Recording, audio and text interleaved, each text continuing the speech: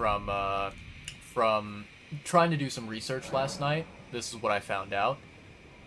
Basically, I was not able to figure out the exact error or the exact issue that caused my PC to completely restart itself immediately and gave me that blue screen error. Um, the one thing that I did find, which I'm going to be honest, I don't think that this is the root cause. I don't think that this is, the reason why it happened. But I found that someone else had reported, their PC went through this, same experience, the same situation. And they were told by someone else online that it is likely due to a power issue, due to your maybe like your PC's hardware failing, right? Now, maybe, possibly, this could be the reason. I'm not completely certain, and really, I am only I'm only hypothesizing and guessing. But I don't think it was a hardware failure on my part. Essentially, this is my current theory, right? Because I want to, first of all, explain that, you know, I've been streaming and playing video games live on stream for many, many, many, many months. In fact, it's probably gonna be 1 or 2 years at this point that I have been live streaming and playing video games, including Elden Ring, including other Souls games, right? So, the state that my PC was in when that technical failure happened and when my PC reset itself, there was nothing different.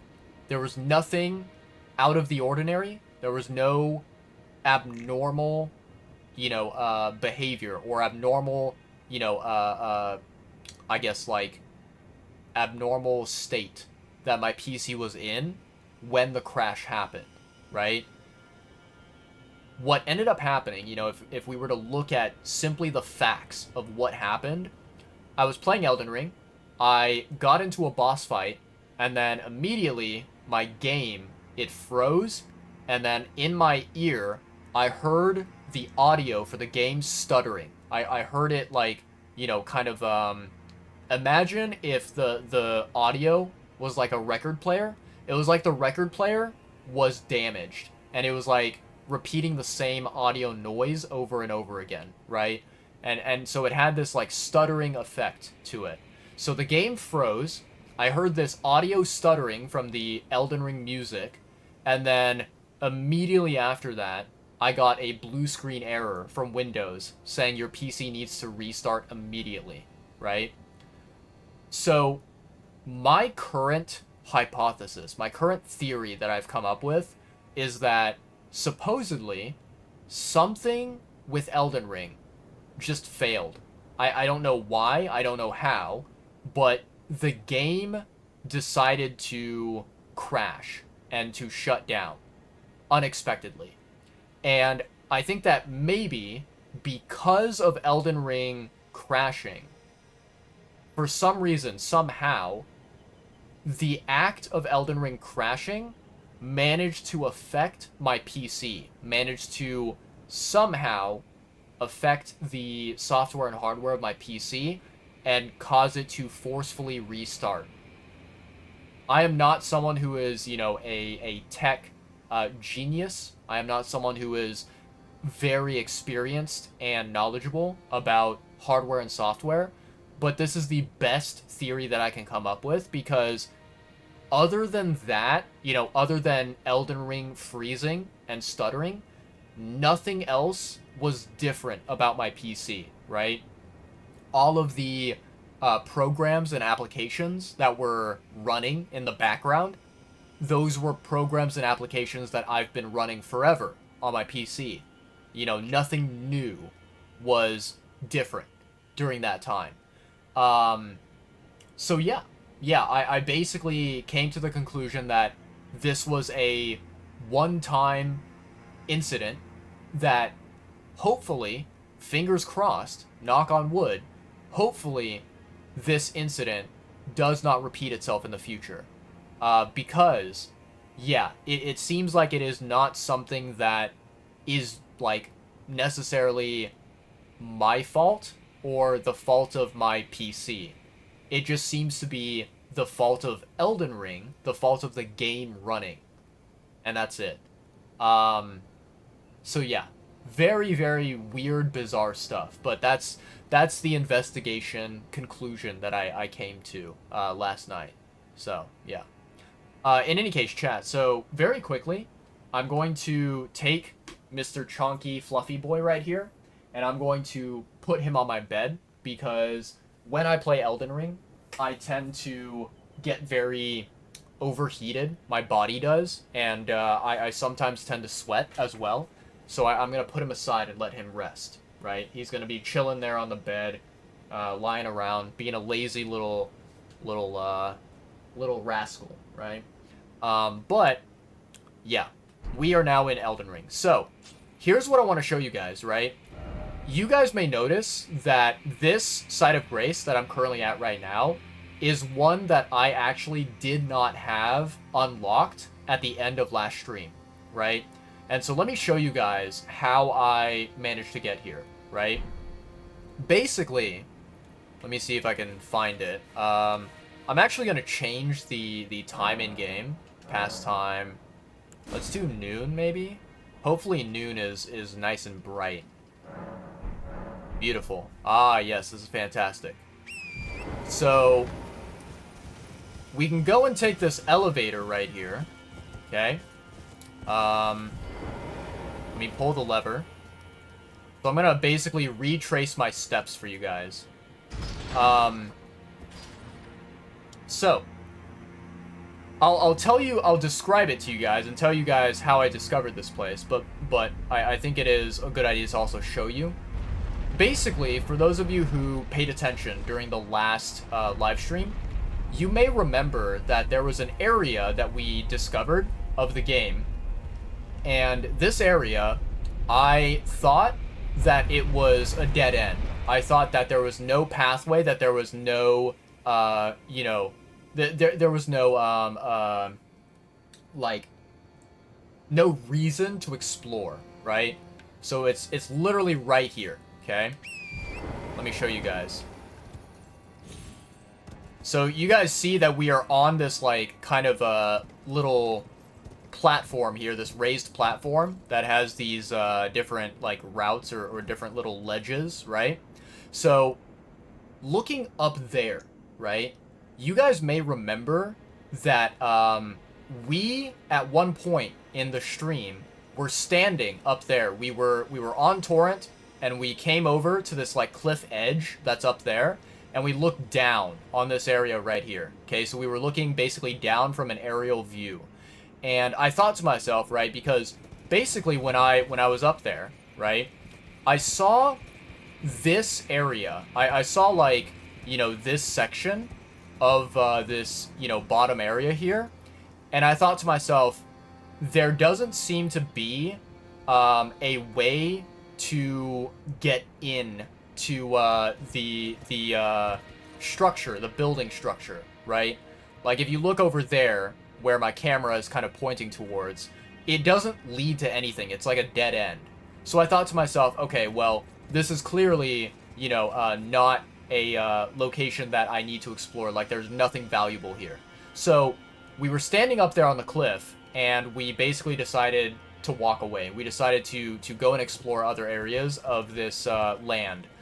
Yeah, surprise, surprise, I was dead wrong. I should have known that if there was going to be a structure like this, you know, kind of connected to this building, that it would be somehow a valuable, useful structure, right?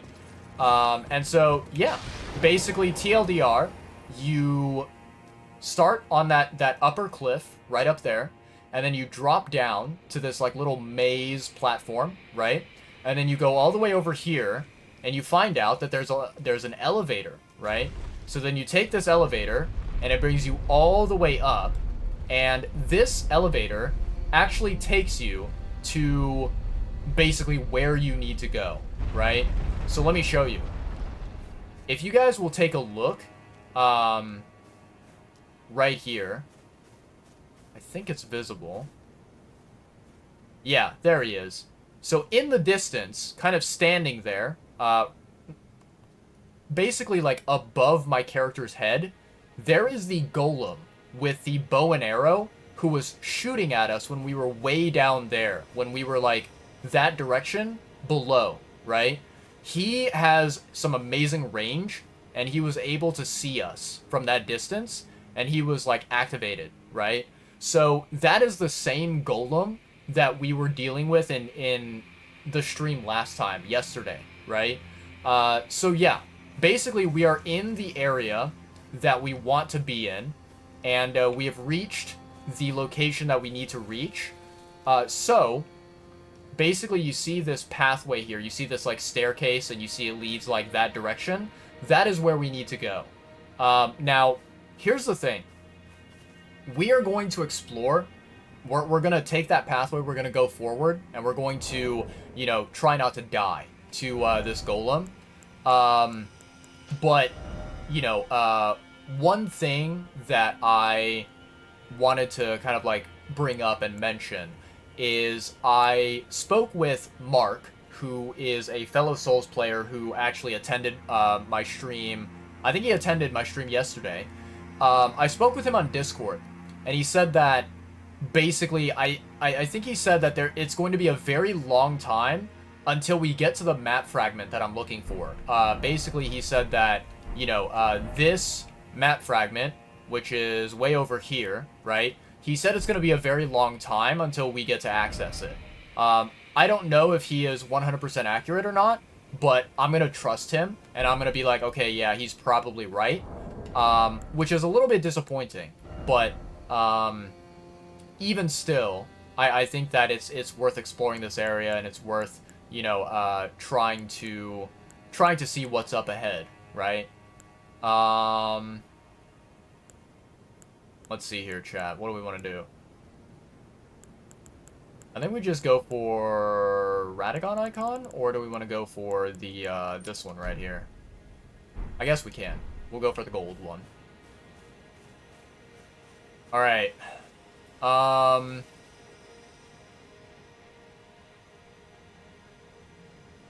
Man, this is gonna be rough. I wonder if, like, yeah, I wonder if, like, we can use a sneak method to get past him. I feel like we might be able to, but I could be wrong.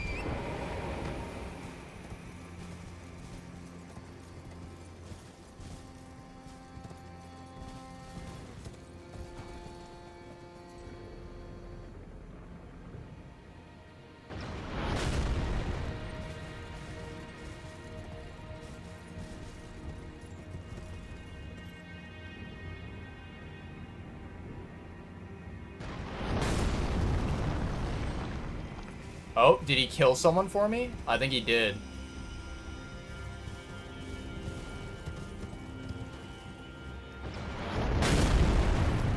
Nice.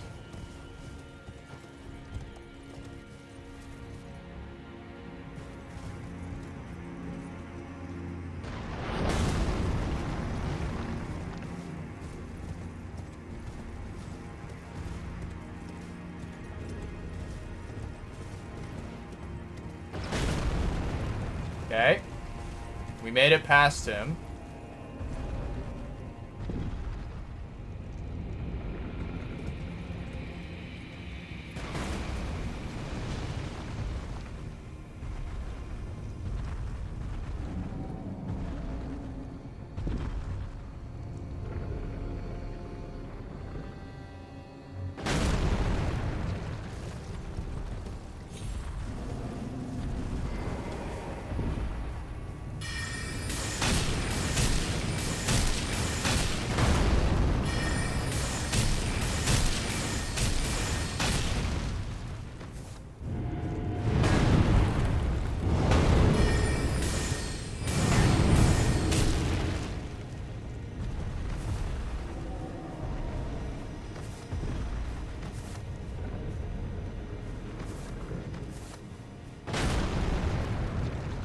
Wait.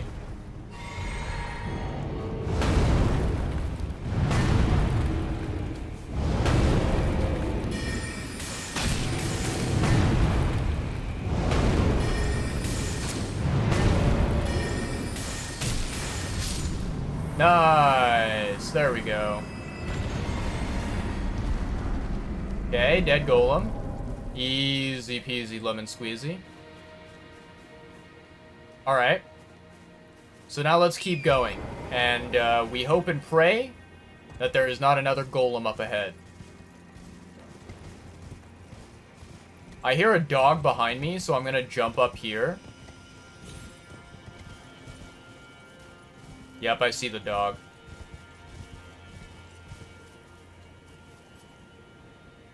Where's this ugly beast?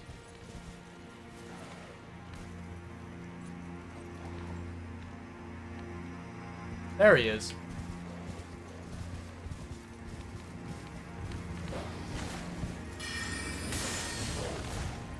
Night Comet, can you hit him, please?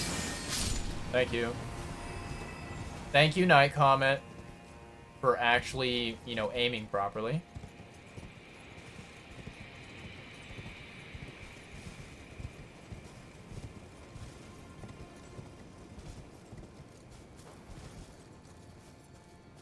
Alright, so we've reached this area, and basically, the map fragment is over there, it looks like, right?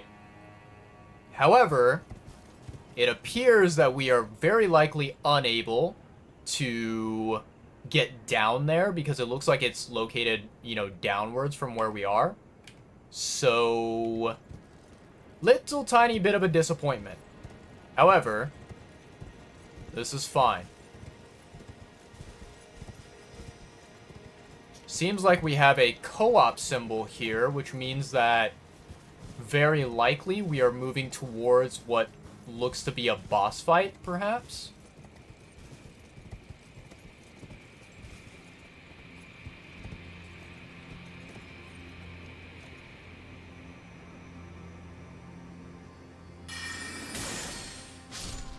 Okay.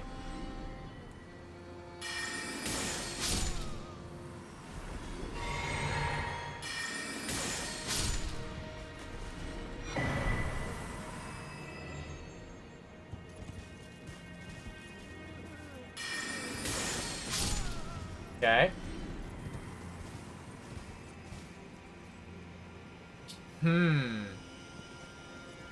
Alright, so that's definitely clearly a dead end.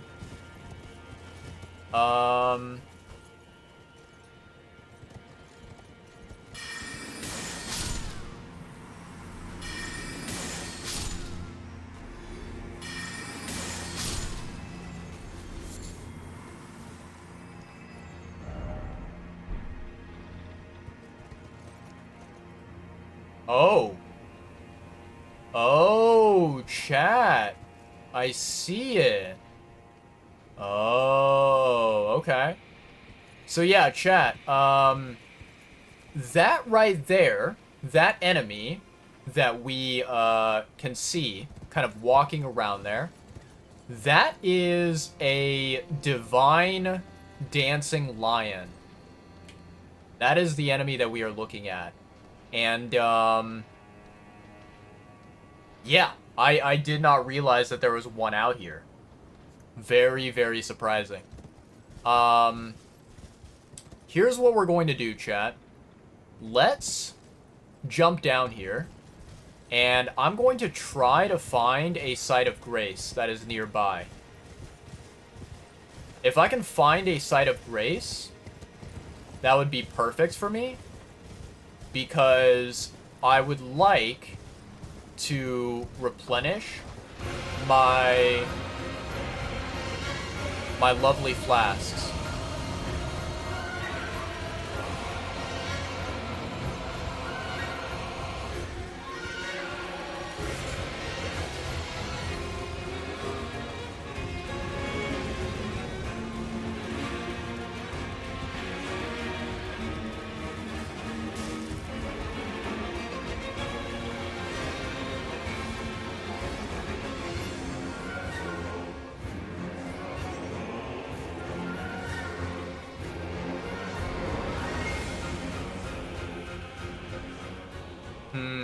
Okay.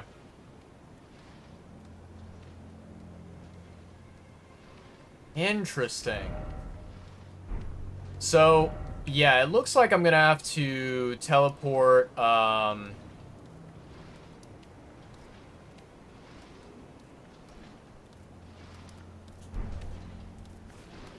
wait. Can I hit him from here? Ooh, I wish I could, chat.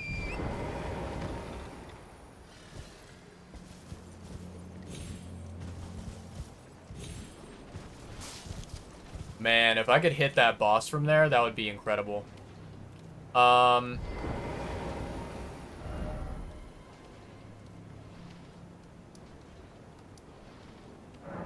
I think I need to go back to the side of Grace here.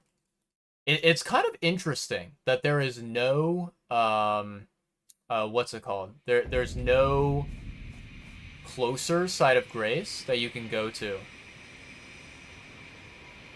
Very interesting indeed.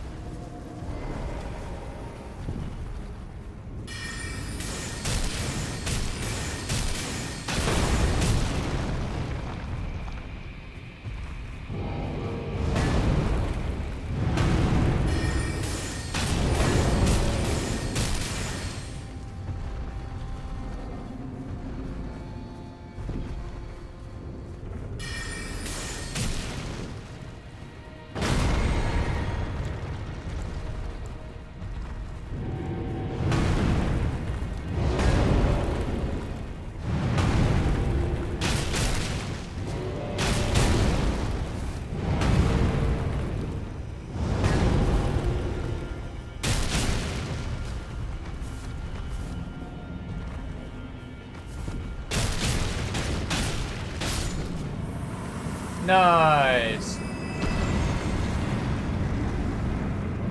Okay, so I made like a really, really calculated move there, chat, where basically what I did is I made it to where I could use some of my FP, my sorcery, to take out the golem, but I decided not to use too much FP because, you know, when you kill the golem, you get some of your FP back returned to you, and I decided, I was like, okay, cool, I can use one flask of my FP, right? I can use one flask, and then after that, I get it returned back to me, and I just stick to basically, at that point, I just use my hand-to-hand combat, my like melee weapons, basically, more or less. Okay, so chat, I think this is gonna be a little bit stupid, you know, and I think it's going to, you know, probably take a little bit of time for it to happen. But I want to try waiting until it's like daytime and when things are visible, because yeah, don't like not being able to see anything. I don't like fighting in the darkness, right? I think it's just a very unwise decision.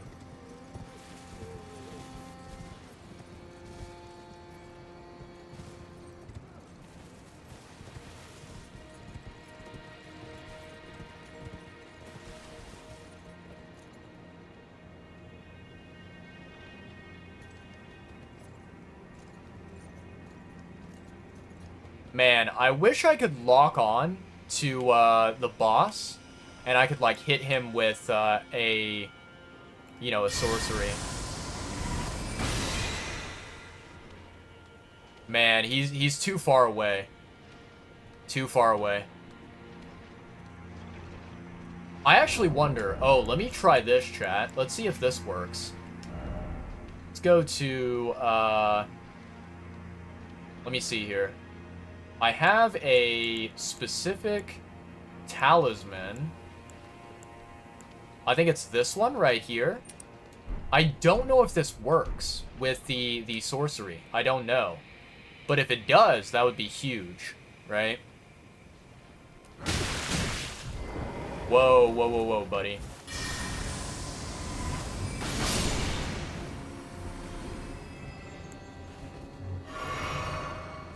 Okay.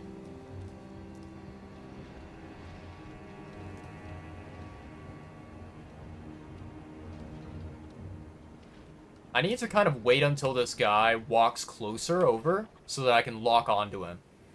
And once I lock onto him, then I can make a move, you know? Okay.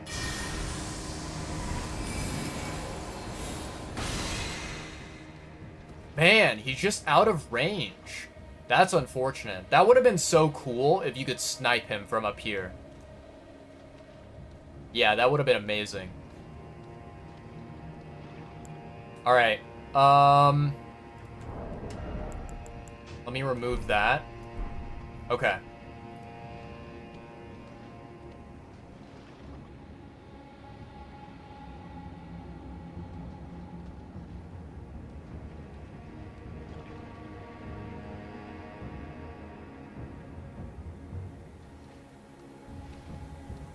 Well, chat, let's see if we can fight this guy, I guess. It's kind of annoying that it's, like, dark, you know, and nighttime. I wish it wasn't, because I would love to be able to, like, see all his attacks and whatever. However, it doesn't seem like it's the viable thing to do.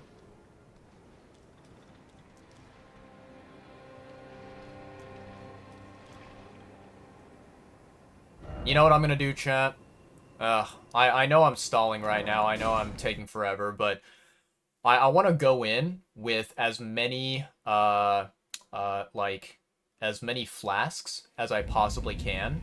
So, yeah, and then also what I'm going to do, I'm changing it to morning time. And then, hypothetically, by the, nighttime, or by the time I reach the boss, I think it should be, ideally, it should be, like, maybe noon.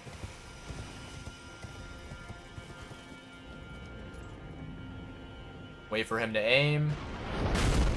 There we go.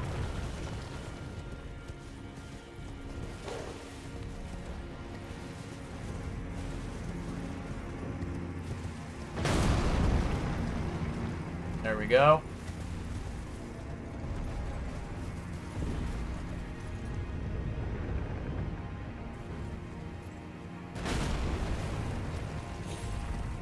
Okay.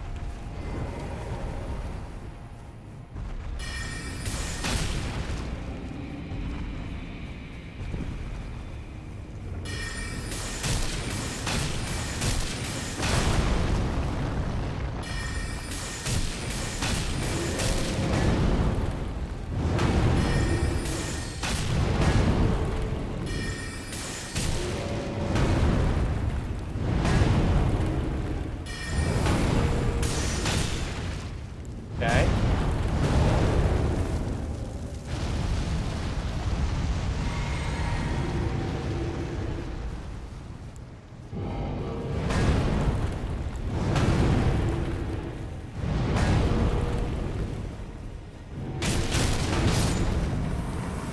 Nice.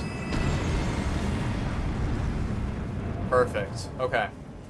So now we have as much FP as possible, as much HP as possible. Alright. Time to go, chat.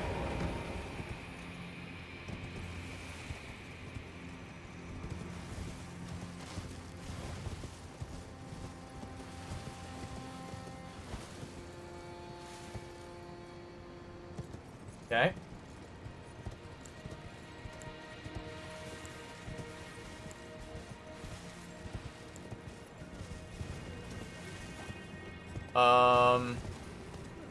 Let's go over here.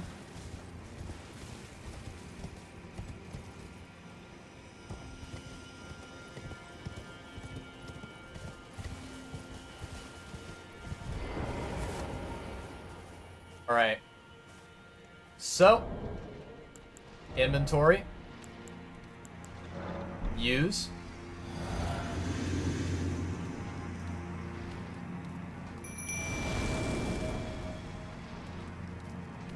Let's do this thing.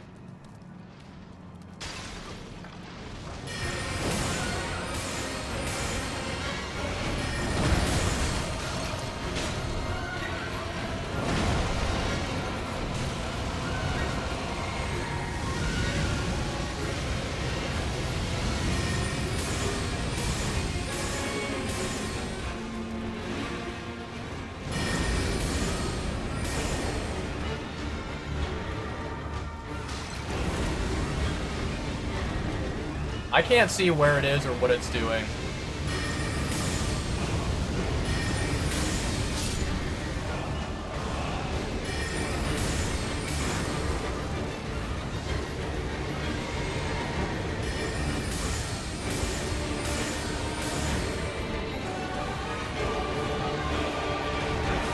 Oh, wait, there's this guy.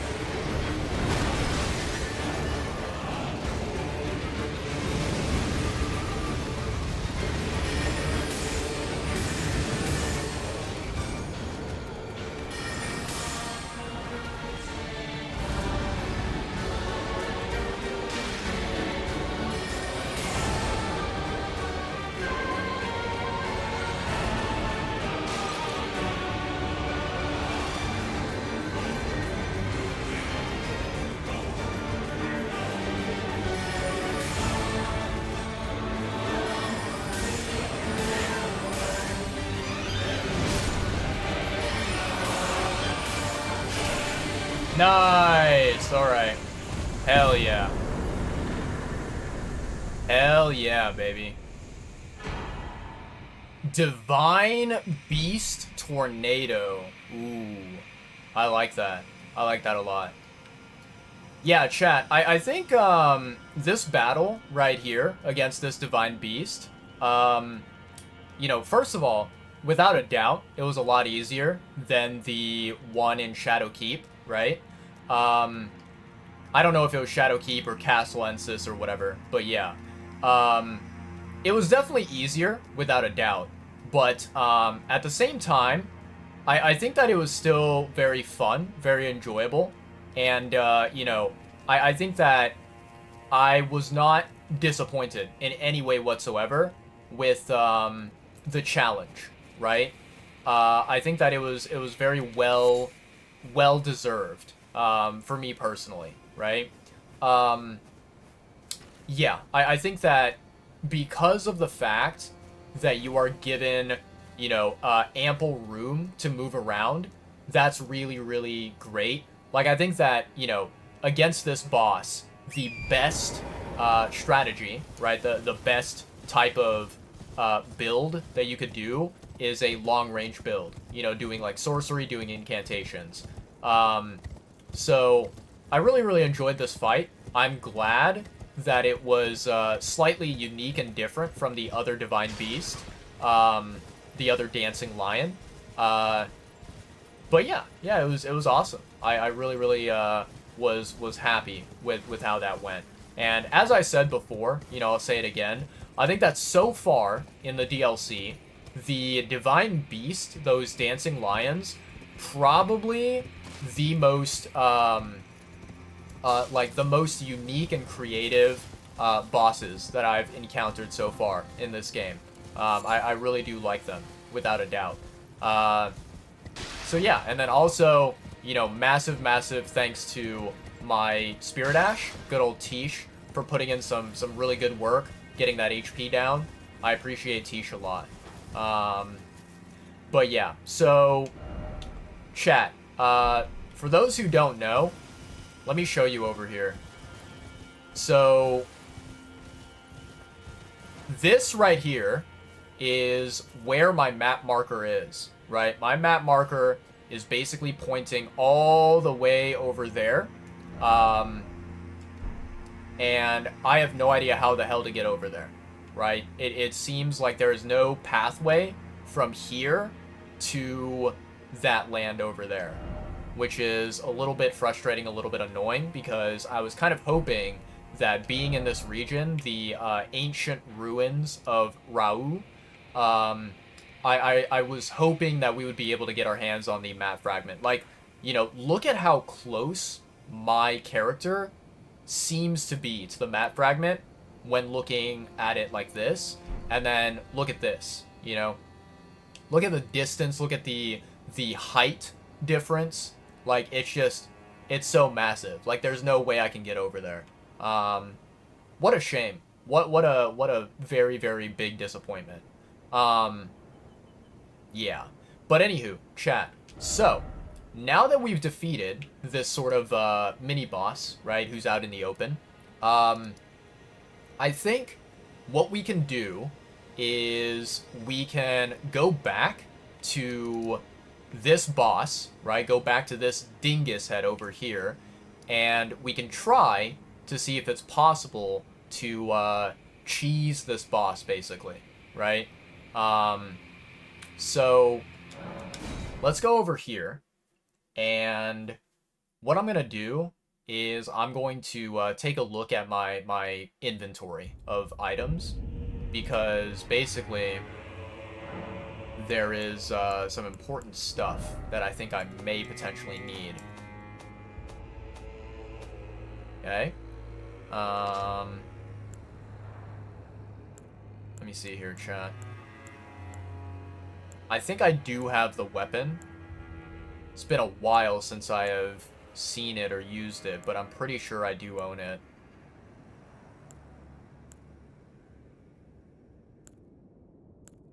Looking.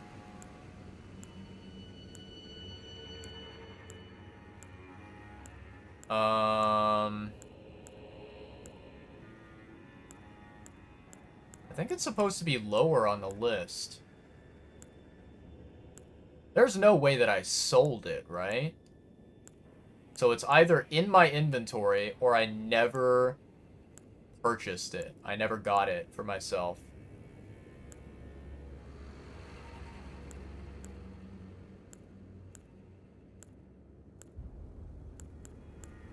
Okay. Let's take a close, careful look here, chat.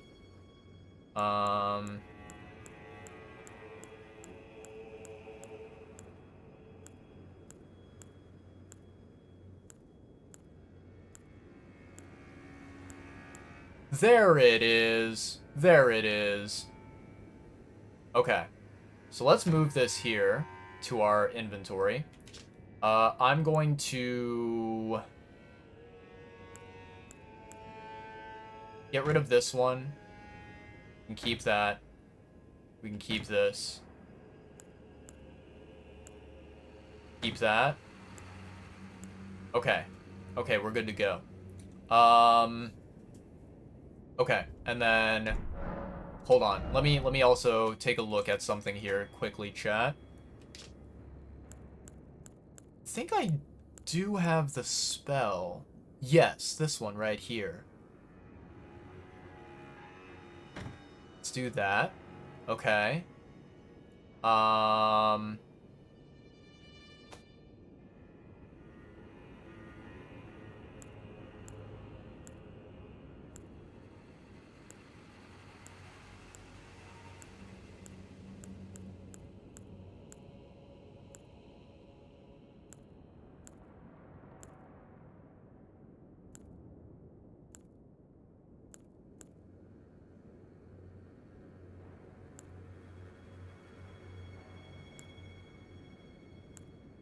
Okay. Alright. So, memorize spell. I'm gonna get rid of this. I'll keep those two in.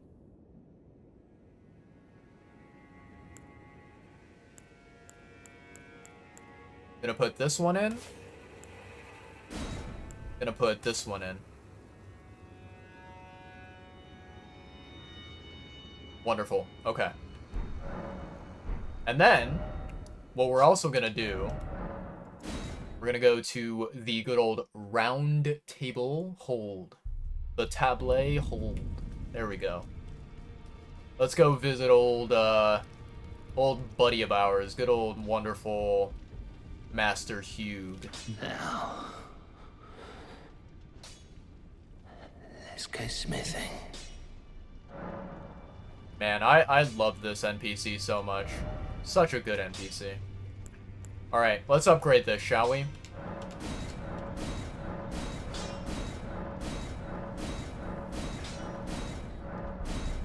Alright. I don't think I want to get it plus 10, because I really don't use this weapon, like, at all. But, I think plus 9 should be more than enough. I think we should be chilling, right? Alright. So, basically, I think we're ready to go. Let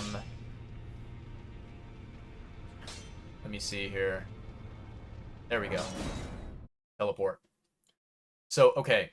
This is probably going to take me many, many tries to achieve this, chat.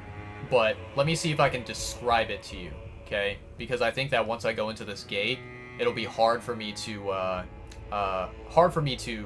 multitask trying to survive and also trying to explain things, right? So the strategy here is basically we are going to try to get the boss stuck against a part of the environment, and we're going to take advantage of that, cheese him, and deal damage where he can't touch us. This strategy is very, very risky, and there's not a 100% chance of success, but if it does work, then, you know, it'll be GG. It'll be really easy, right? So, let's see here. We can try Zaymore Ice Storm first off and see how that goes. And we'll see if it works. If it does work, fantastic. If it doesn't, we can try like Impenetrable Thorns. But I think the hard part is making sure that the boss properly gets stuck, right? So, to make this strategy work, right, what we need to do, let me explain it to you guys. We need to enter the boss arena. Then we need to immediately get on Torrent, and we need to... So we wait until the boss is, like, you know, going to be charging at us, and then we ride all the way over to... We basically follow the wall, the right side wall of the arena. And at the very end of the wall, there should be a pillar that we can go behind this pillar, and he should get stuck on that pillar. He should not be able to go past it, hypothetically. So we're going to try this out. We're going to see if it works. If it works, fantastic. If it doesn't, then we try again. But, yeah, that's going to be the game plan. Currently, we're at 405 deaths. I'm pretty sure it's more than 405, but for the sake of you know, us going forward and progressing, we will say it's 405. And I'll try my best to remember every time I die to press the death counter button, right? Okay, so let's see here. Inventory. Let me actually... I'm going to update my Good old physic here. Wondrous physic. We're gonna get rid of that. And then we're just gonna do...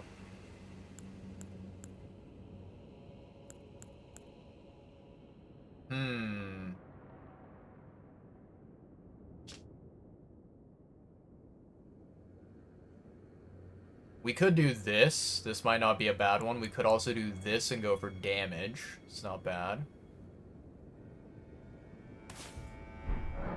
Okay, let's try it. Let's see if this works. Alright. So. Equipment. Oh, wait, hold on. Inventory. Physic. Use. Reverse.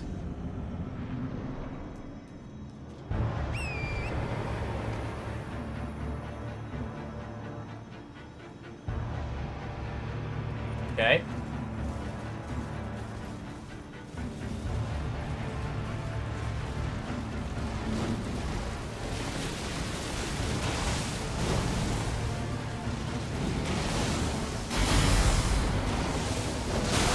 Ooh, that hurt. Okay, so he got behind that pillar. I wonder if I went behind the wrong pillar. I think... No, maybe I didn't. Maybe I didn't. Okay. Okay. I think I did get behind the right pillar.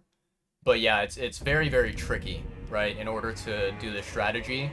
So, death counter, add it. There we go. Inventory. Use.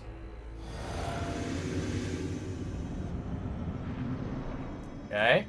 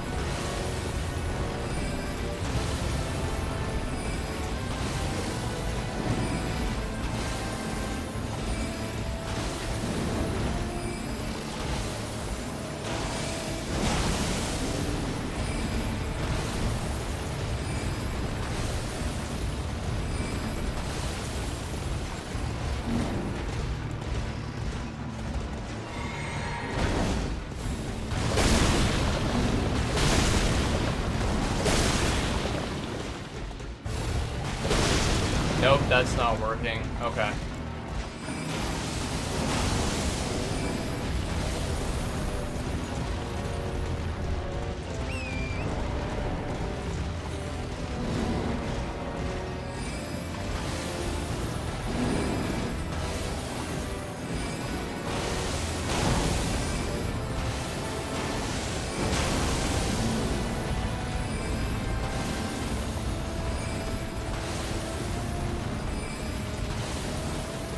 Okay.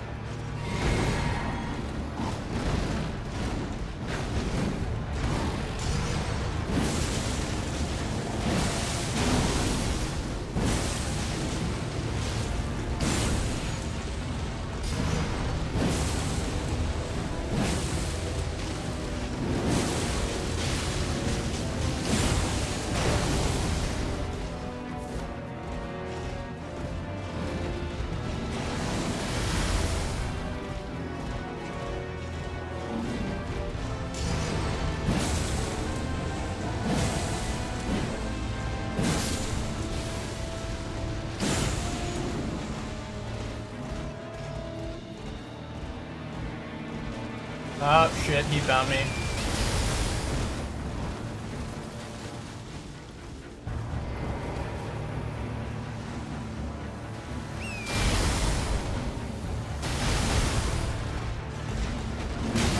Well, he found me. I'm dead.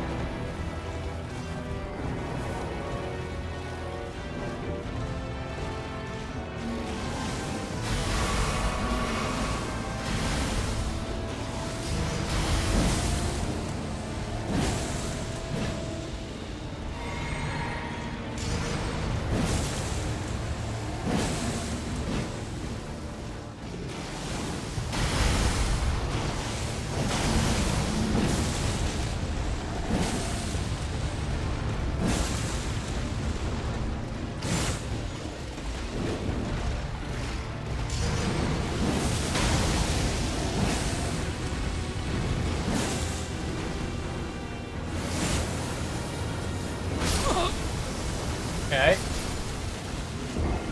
So, yeah, chat. It seems like, basically, according to you know, the tests that we ran just now, it seems like the other, you know, abilities that we had available, the, what's it called?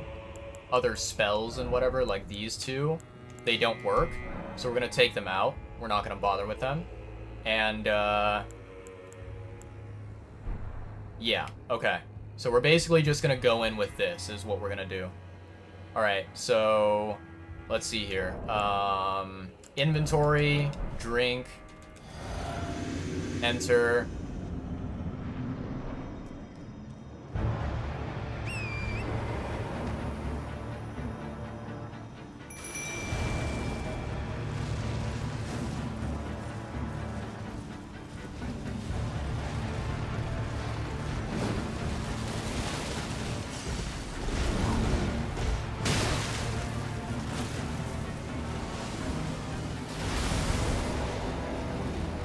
Alright.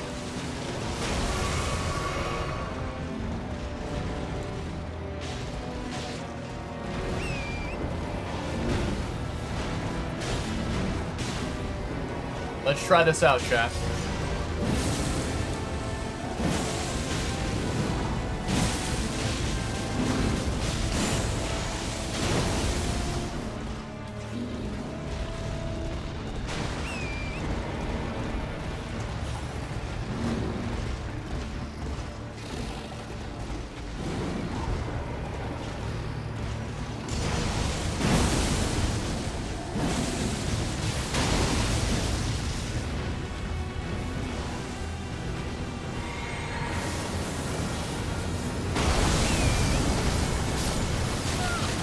Ooh, I got hit by that.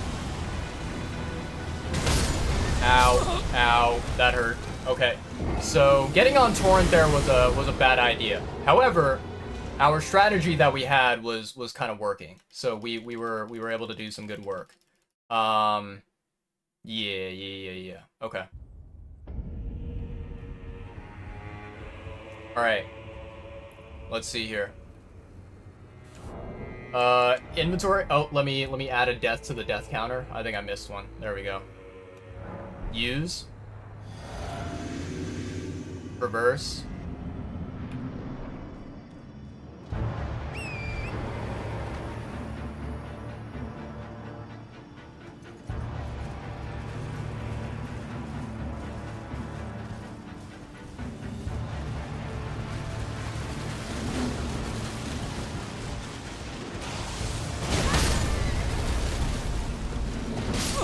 Okay, so he didn't get stuck that time, which, you know, is basically the whole part of the plan. So, like, this cheese method, I think it's very, very difficult to, you know, get the beginning part working. And then, you know, after that, I think phase 1 is pretty easy to get that running. Phase 2 is going to be very tricky, very, very difficult, you know?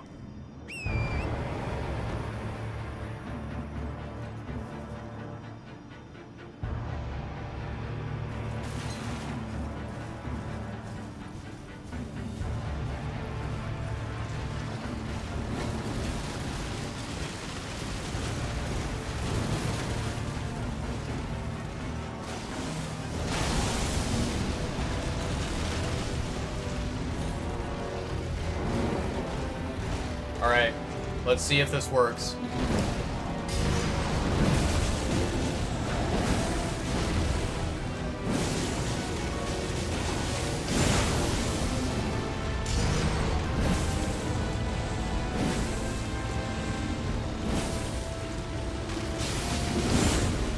Okay.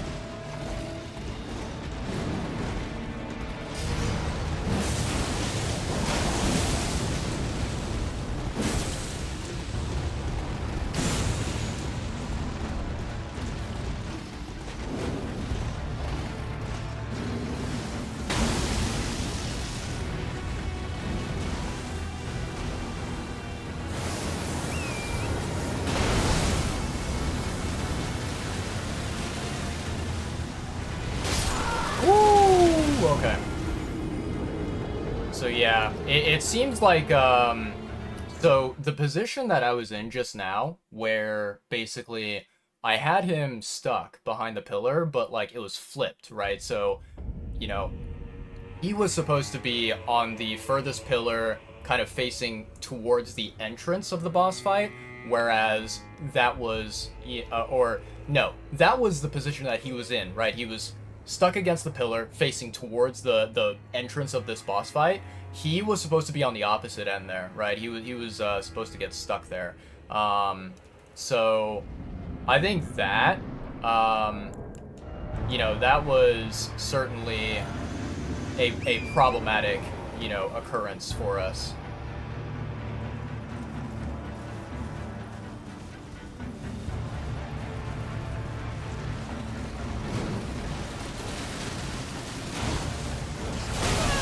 Nope. No, no, no, no, no. Okay. Yeah, this particular, you know, strategy here is very, very, very tricky. It is hard to get the execution right. But if the execution is correct, then, you know, it works. You know what I'm gonna do, chat? Let me see here. Let's go to equipment. Let me put on some equipment, shall we?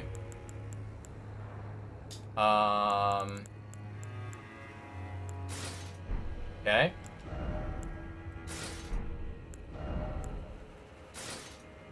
Okay. We are still medium load. Beautiful. Absolutely beautiful. Okay. Reverse the mist.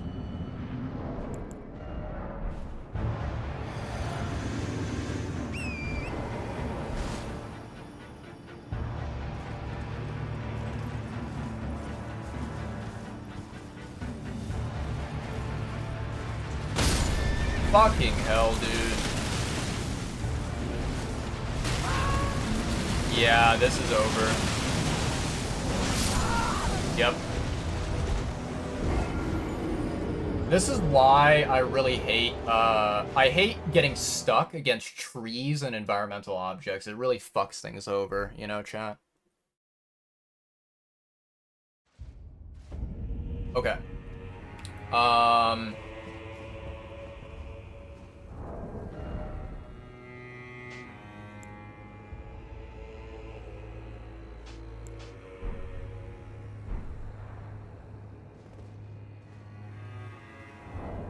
Equipment. Hold on. Wait.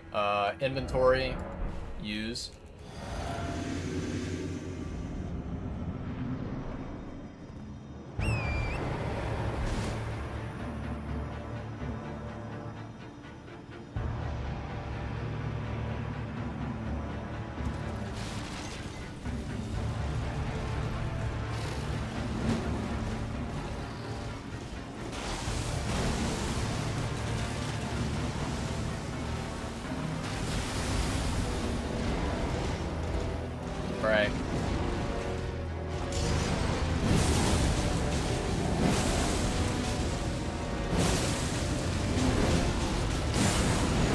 Okay.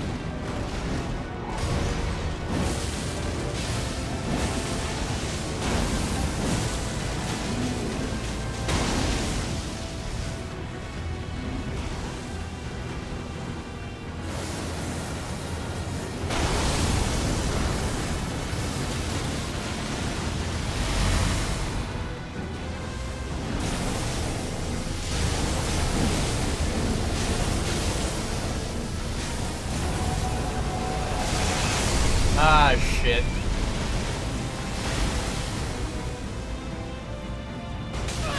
Oh my god, dude. Man. Okay, so I think I have an idea, chat. I'm gonna try this out. I don't know if it's gonna work, but I have an idea. My idea is basically, for phase 2, after he does, like, his initial, you know, after he does his, like, initial, whatever it's called, you know, the, gravity attacks, you know, that basically bring him, or that signify his change into phase 2, what I'm gonna do here is, I'm going to... Fuck off, dude.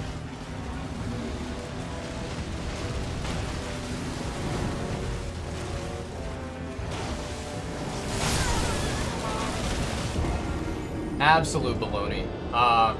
What I'm gonna do is, like, I'm going to summon Tish when it's safe, you know, when she's not gonna be attacked by any of that shit, and I'm gonna use her to distract the boss. I think that's probably a smart idea to do. I don't know how long Tish is gonna survive, because man, oh man, like, in phase 2, he is extremely powerful, but we'll see.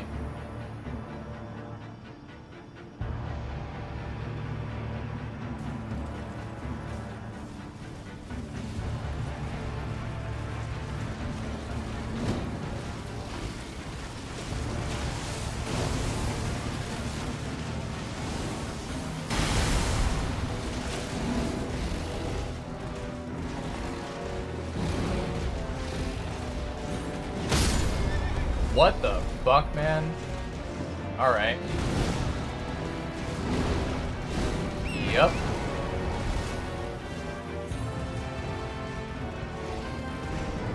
There we go. Okay.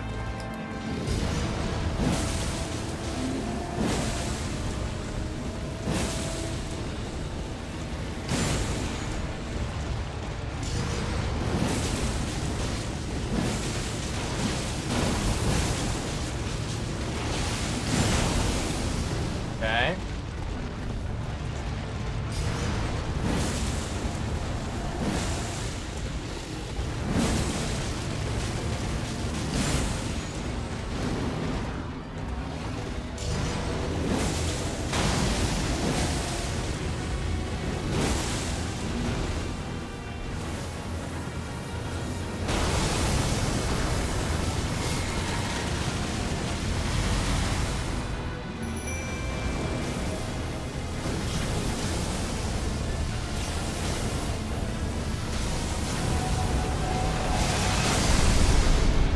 Okay.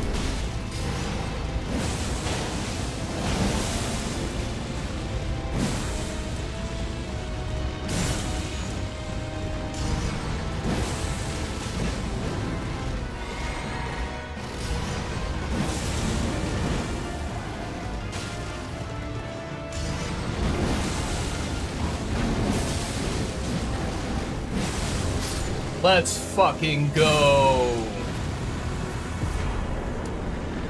Let's go, baby. Hell yeah.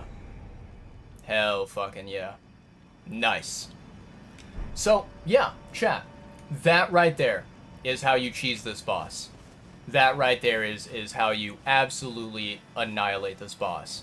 I think, honestly, the strategy that I used, right? So, you know, just to talk about it a little bit, okay? I watched a video on YouTube where someone was, like, kind of explaining this, and they were showing how it's done, right? I think that the video, right, that the person made, it is a very well done video, and I think that, you know, it is very helpful, very useful, so shout out to that person. I don't remember who it was exactly, but, you know, massive shout out to them, right? Uh, Here's what I will say, right? Here's my input on, you know, that video as well as other videos out there, okay? So, I saw I basically saw like two different videos. One video was a video where the player used the Zaymore Ice Storm spell against the boss. And to show you here, let me give you guys the view. Basically, what happened is the player who made the video, they got the boss, they got the commander, basically stuck on this pillar right here. So you see, like, this pillar where it's kind of like a corner. He got the boss stuck here, and then I think he was hiding basically like right here, and he was using Zaymore Ice Storm. I think that, you know, obviously, because of the video, I do agree that it's a strategy that works, right? Obviously. He proved it, right? So it's a strategy that does work. But I feel like that strategy is a little tiny bit dangerous, because I feel like, especially when this boss goes into phase 2, and he has that attack that he does where he flies up into the air, and then he does like a slam down, right? Which has like a ripple effect of gravity damage coming out. That attack will allow him to reposition himself, and if you're not careful, you know, if you have bad luck or your positioning is slightly off, he can get around that corner that he's stuck on at the very beginning there, where the entrance to the boss fight is, right? So I feel like that corner, while it is 100% doable, it is absolutely entirely possible to use Zaymore Ice Storm and to use that corner. I think it's a little bit risky, right? And as you can, you know, if you go back and you look at my VOD, I attempted to use Zaymore Ice Storm over there on that corner where I got him stuck, and it did not reach him. It did not have the range or the distance, right? So Zaymore Ice Storm, I think, is situational and risky. The other, you know, spell that I attempted to use, which I'm going to be completely honest, before I attempted using that spell, I thought that I had a big brain idea. I thought that I was like, oh my god, this is genius. I tried using Impenetrable Thorns. And the reason why I tried this is because in the Mesmer fight that I did, which, by the way, fuck that fight. That fight took ages to do. In that fight, I remember that Impenetrable Thorns, it would seek out the enemy's position, and, like, you could stand far away. Like, you could have a good amount of range from the boss, and you would still be able to cast that spell and hit him with it. So, basically, what I thought to myself is, I had this idea in my head, this imagination, where I was like, okay, if I stand behind the pillar and I hide and I keep him stun locked in that corner, I thought that Impenetrable Thorns, I could cast it, and what would happen is it would basically, instead of the spell coming out of my body and going straight towards the boss, I thought that it would, like, basically, it would appear next to the boss and, like, basically make a beeline towards him around the corner. Like, I thought that it would what's the word? Like, that it would basically have a different starting position than where I was standing. I thought that it would, like, you know, kind of start next to or within the vicinity of where the boss was standing, and then it would travel towards him. That's what I thought. So, in short, I kind of thought that Impenetrable Thorns was like a sort of like a remote spell where you could stand in one place and then you cast it, and the attack appears in another place, and it follows the enemy, and it hits them. Unfortunately, that is not what happened, right? You guys saw that I casted Impenetrable Thorns, and it basically hit the wall. It just went straight into the wall, and it did no damage to the boss whatsoever because the wall was stopping it from, actually touching the boss. So, yeah, Impenetrable Thorns, no go. Not a good spell. Don't use it for this chi strategy. Last but not least, we have the winner, right? We have the best option available, which I am currently holding right now. And this weapon, for those of you who don't know what this is, this right here is a weapon that is called Mogwin's Sacred Spear, right?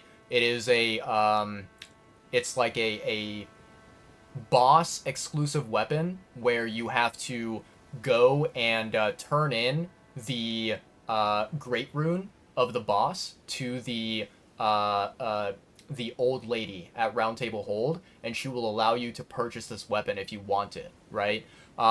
So yeah, basically you need to beat Lord Moog, which, I mean, I'm gonna be honest, everyone who is playing the DLC, you have to beat Moog to get into the DLC. So it's like, duh, you know what I mean? Like, you're going to have access to it no matter what. It's guaranteed, right? So it's like, basically, you need to go and offer the Great Rune of Lord Moog to the old lady, and she will allow you to purchase the weapon, right? And that's where you need to get it from. Yeah. And then, as I did, I mean, I would highly recommend it, but it's up to you. I chose to well, not max, but I leveled it up significantly to level 9, just because it would deal more damage and would hypothetically allow me to take down the boss faster, maybe with more bleeds and stuff like that, right? So yeah, this weapon right here looks, it works like a charm. It is absolutely fantastic. And so to, kind of, what's the word? To talk about the strategy that you want to do for this particular fight, just to describe it in words in case you weren't sure what was happening there. Basically, Phase 1, I think Phase 1 is easy peasy lemon squeezy, right? You just stand behind the corner and you attack him. And you're chill and you're safe and there's nothing wrong. Phase 2 is where it gets interesting. Basically, in Phase 2, I think that it is a very smart idea to wait until a safe moment, bring out one of your Spirit Ashes. It can be Tish, it can be a Mimic Tier, it could be, some other very powerful Spirit Ash that you have available and you have leveled up and whatever.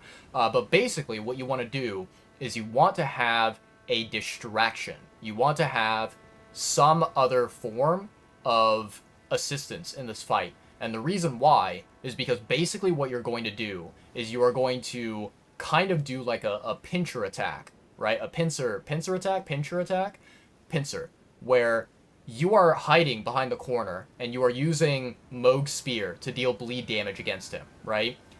Then your Spirit Ash is going to occasionally, every once in a while, attack him.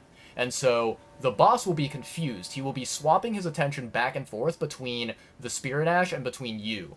And so what that does is, I think, it gives you more of a reliable opportunity to where you can stay behind that corner and there's less of a risk that the boss will basically take his stupid giant pig and ride around the corner and come and attack you, right?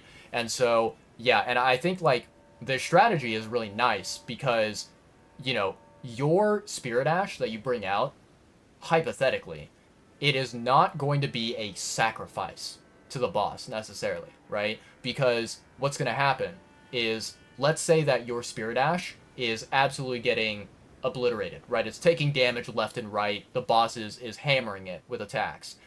When you use your, weapon art, meaning when you use Moog's spear to do his weapon art, you are basically saying, like, hey, you big dumb boss, I'm over here, come focus on me, right? And so the boss will then, kind of spare your Spirit Ashes from taking too much damage and potentially dying, right? So it's like, it's kind of like a mutual partnership between you and your Spirit Ash, where both of you are contributing equally, right? More or less. And if your Spirit Ash does happen to die for whatever reason, I would say that it was a noble sacrifice, and I think it was worth it as long as you were able to kill Commander Gaius, right?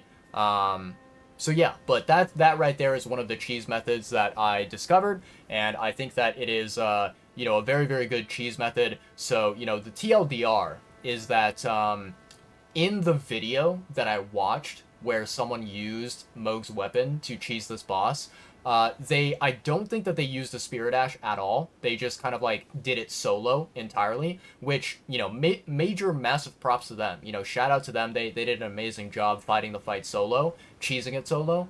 But I think that for anyone out there who is struggling with that cheese method, who is, you know, worried about that cheese method, I think that bringing a Spirit Ash with you is a very wise decision, and it is something that is like basically a safety net. It's a countermeasure that will, you know, hopefully boost your chances of success even higher, maybe even to 80%, 90%, who knows, 100%, right?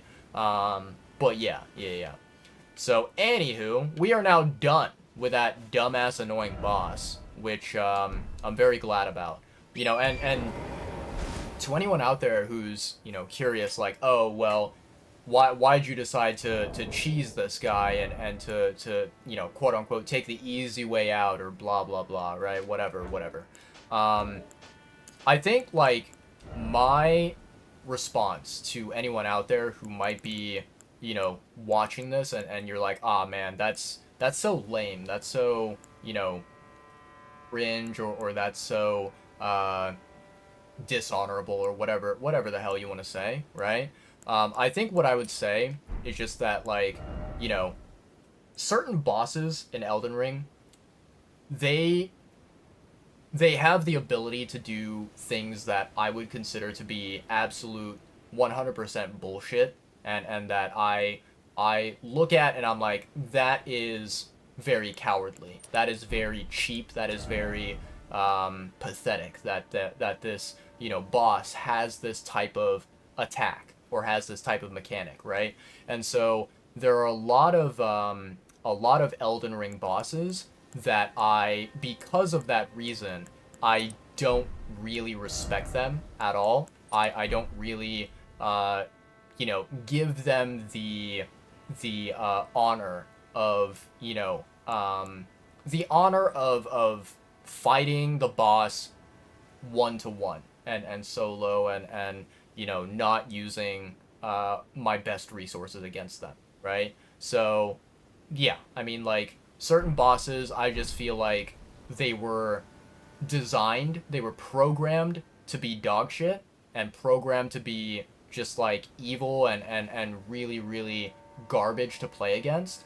And because they were designed that way, if the boss is going to have one move or multiple moves that feel like it is cheating and feel like it is unfair, then I'm going to use whatever resources, whatever weapons, whatever abilities I have in my arsenal to attack the boss and to kill it and to get rid of it, right?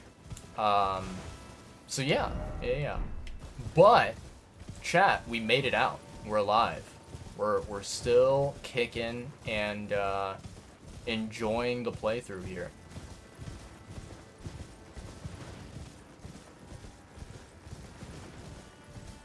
Alright, so where in the actual heck are we, chat? Where are we right now? This looks like a very important area. Erdtree Chalice.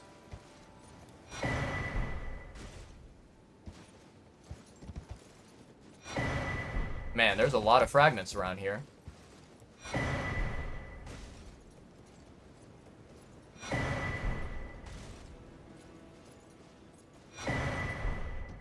Okay.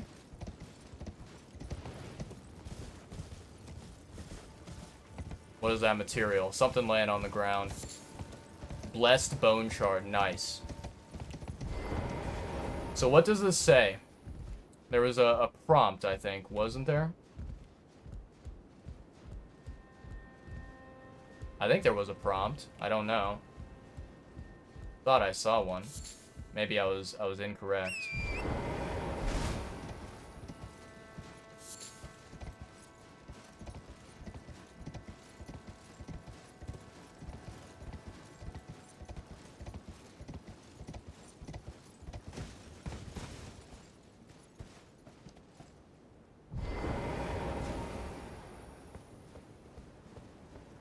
Imagine if I just get cooked alive instantly when I go in here. That would be fucking hilarious.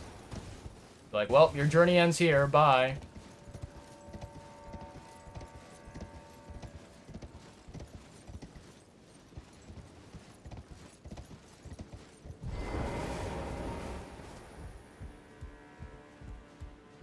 Is there really no, like, prompt? Nothing to do here?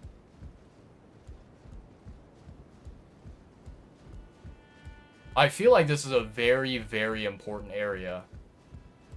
So I'm gonna be honest, I don't know why there's nothing to do here. But what I will say, chat, is I'm kind of a little bit happy that, you know, there's no prompt. Because, like, if I'm gonna be 100% truthful, I was actually planning on, like, basically leaving this area and going to explore other areas instead. Like, I was basically just planning on being like, okay, we will interact with that giant bowl during another part of the stream, right? Because I feel like it's best to finish and complete any exploration that I can before, you know, doing any sort of like interaction and cutscene and, you know, important moments or whatever.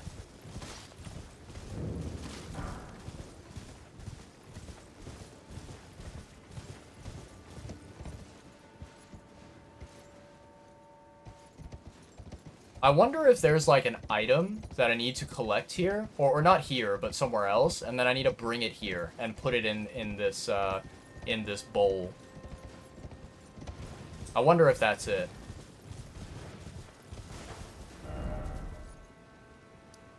Erdtree Chalice, okay. So yeah, it looks like we've reached the outer part there, which is fantastic.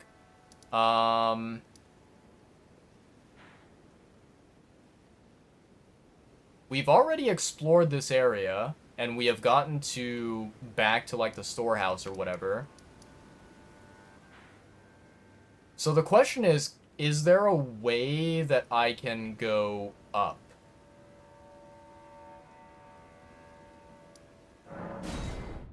I wonder if there is, chat. We should go and explore that. We should go and do that.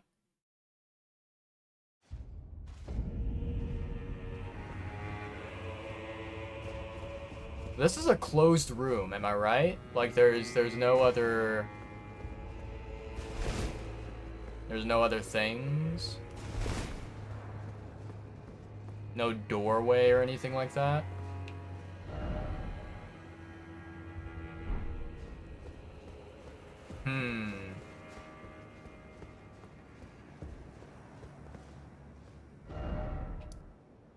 What a disgusting boss that was. I hated that boss.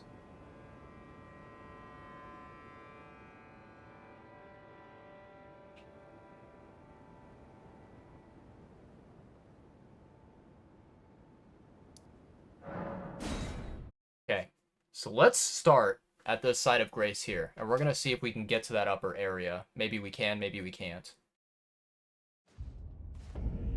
I think my biggest, you know, problem that I have right now is the inability to unlock the map fragments that I want.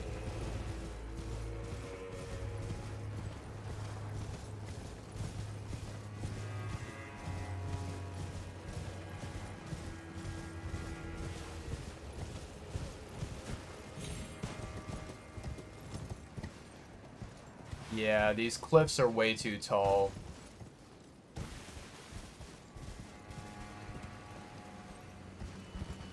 I don't think that there's any way to get around it.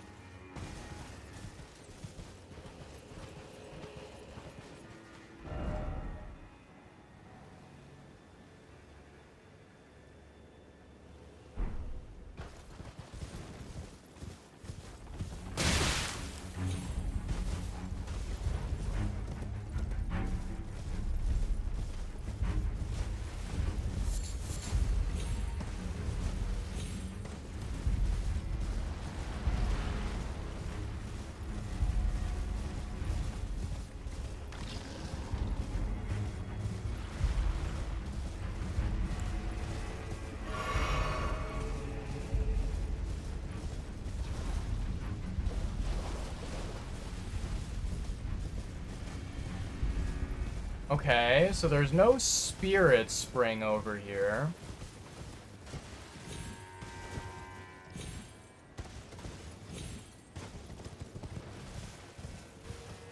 And I don't see any, cavern or anything like that.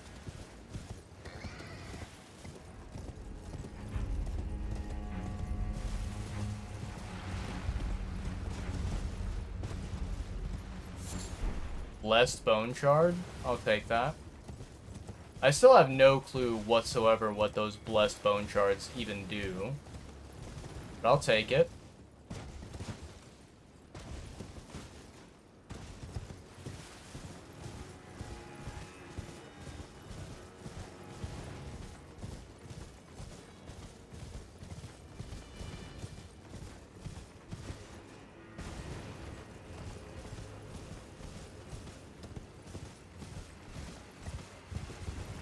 I think if I'm not mistaken, we already did explore this area right here. And we found that there's no way to go up, right?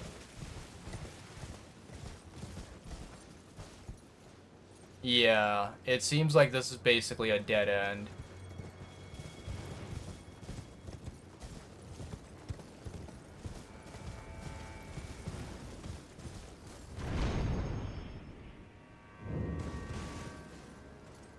Man, if only I could use that spirit spring to get up to that taller cliff. That would be nice. So...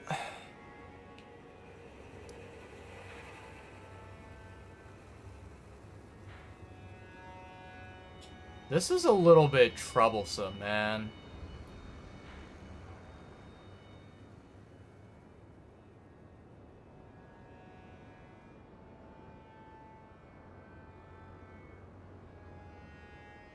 Yeah, this is a little bit troublesome. I don't even know if there is a, what's it called? If there's a pathway or whatever that I can go to. Like, I think at this point, I'm kind of completely lost here.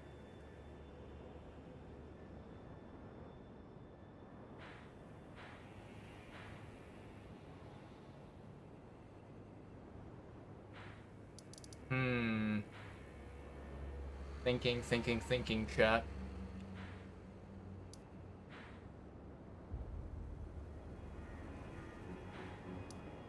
Let's go. Okay, so there's something that, that Mark mentioned to me, I think yesterday, which has been stuck in my head, right? He said that there's an area, basically, I think he was talking about, like, this area over here.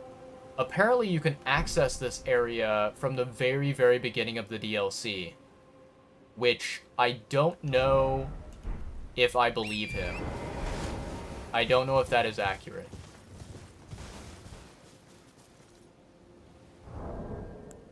Inventory. Trusty lantern.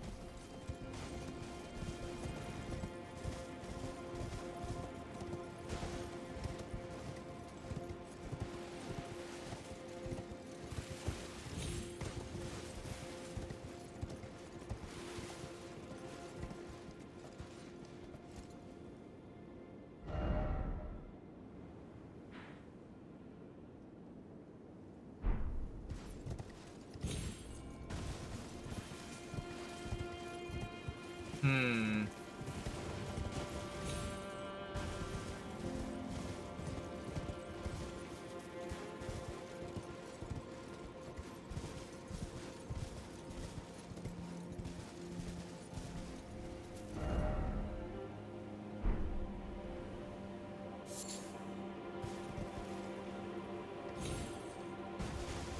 That would have been a very sad, embarrassing way to die, chat.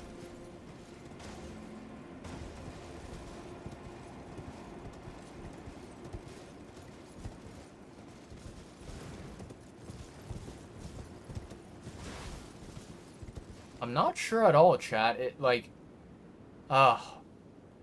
it feels like I can go down there somehow, but I don't know the method, you know?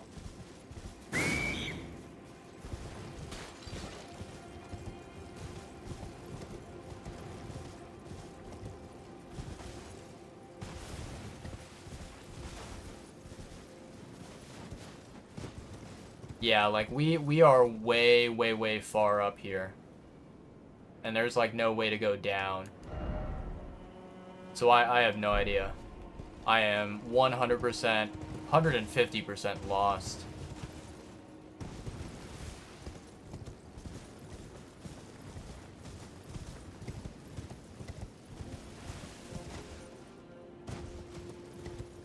If only there was a very convenient waygate or spirit spring, you know?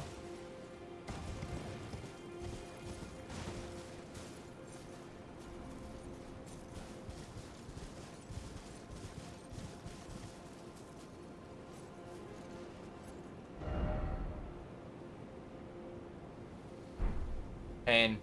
Suffering. That would be funny if in Elden Ring you could basically do the same bullshit thing that they have in Assassin's Creed, where it's like a leap of faith, jump into the stupid wooden cart of hay. But instead here it's like a leap of faith, jump into, I don't know, a spirit spring that's randomly hiding down below.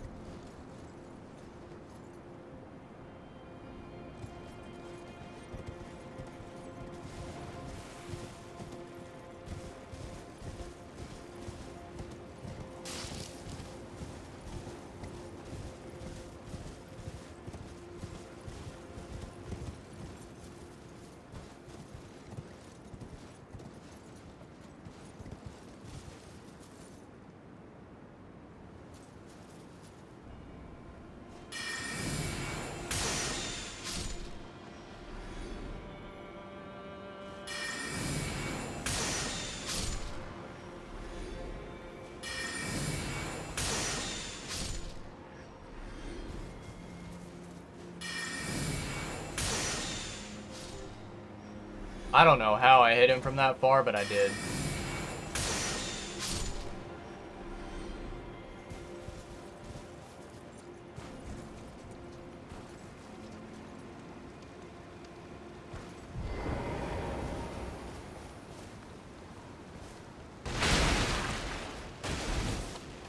No chest or anything over here?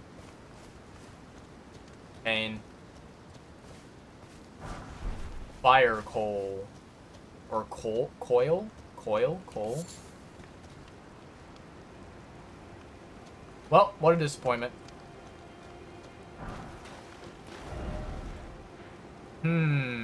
Okay.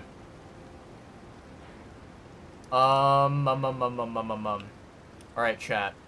So I think right now, there's basically only one, yeah,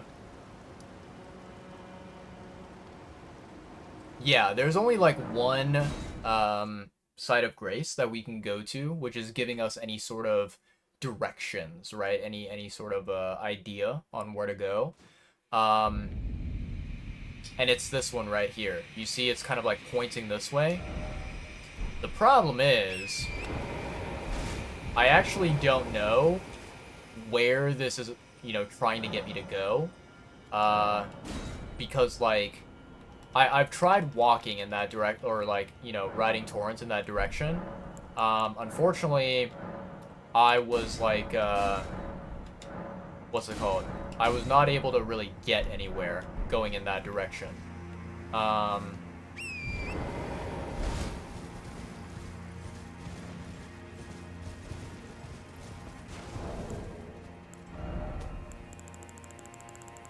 Pull out the old trusty lantern so I can see at least something. But yeah, it's basically just, you know, the cliffside wall.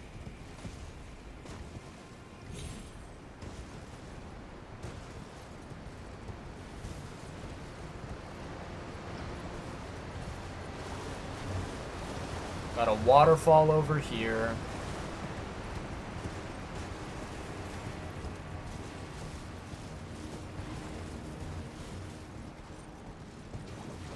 And then, like, we can go up here, right?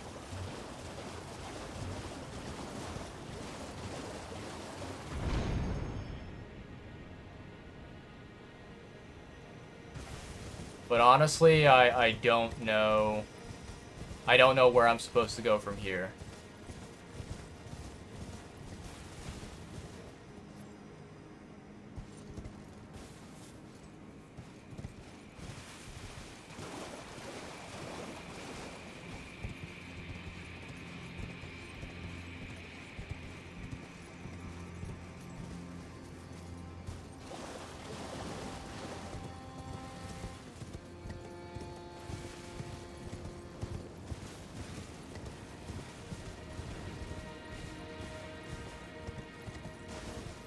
Yeah, like, this entire area, I've already explored all of it.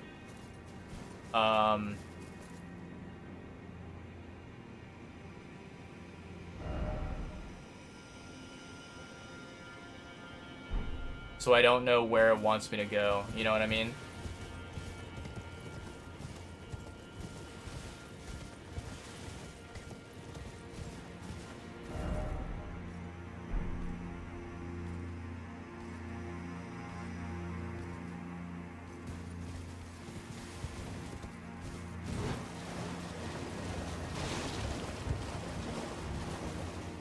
Come over here, dingus.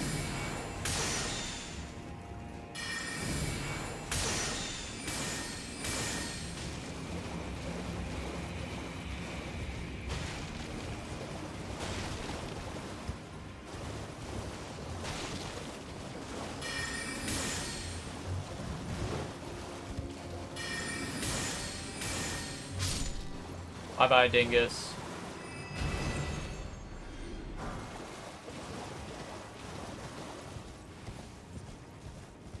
Yeah, so, like, you know, going through this, like, catacomb area, I've already been through that catacomb, like, 20,000 times. So it's like, I have no idea where to go from here. I feel like I need to go up, but I don't know how to go up. You know what I mean? Like, how does one get to that area? Doesn't really make a lot of sense.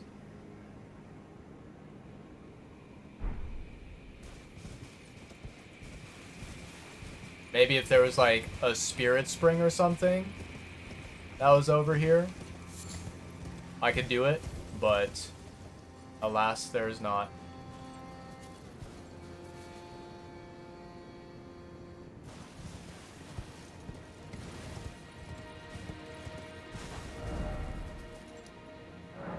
Let me see here, chat. What if we go here?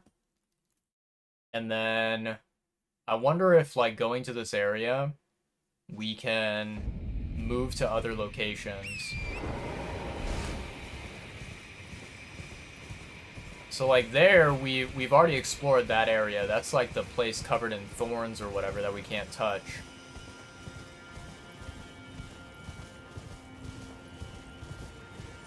It seems like what I need to do is I need to go over there, but I don't know how to get there. You know what I mean? Like, there seems to be no viable pathway.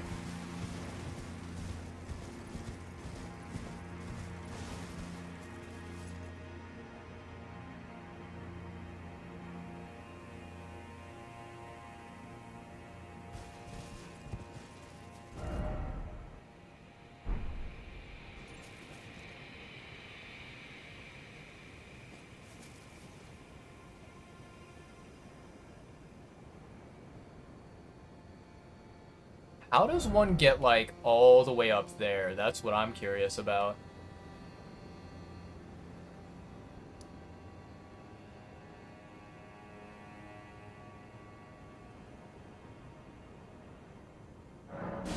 Let's try going back here. Let's see if we can get a different perspective, shall we?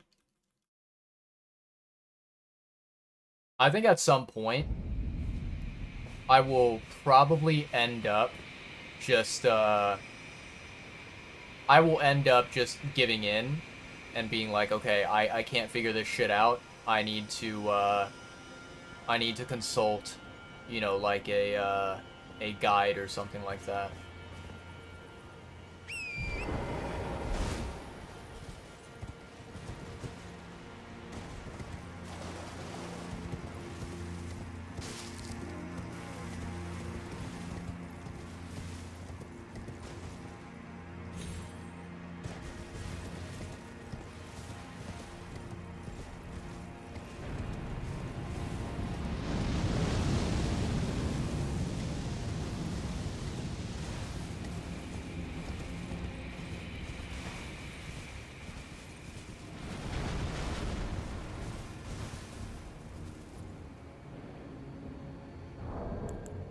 Inventory.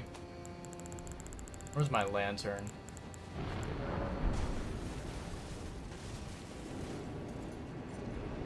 Definitely can't get over there.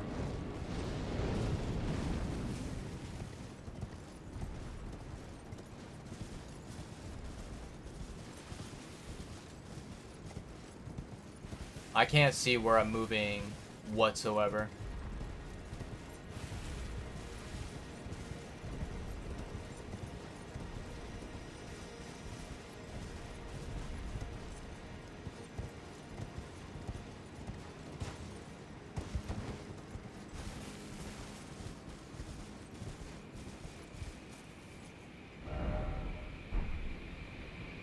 Man, it is so tricky, so difficult to see anything when you don't have like the map unlocked at all. Like, it's difficult to tell where you are and where you need to go.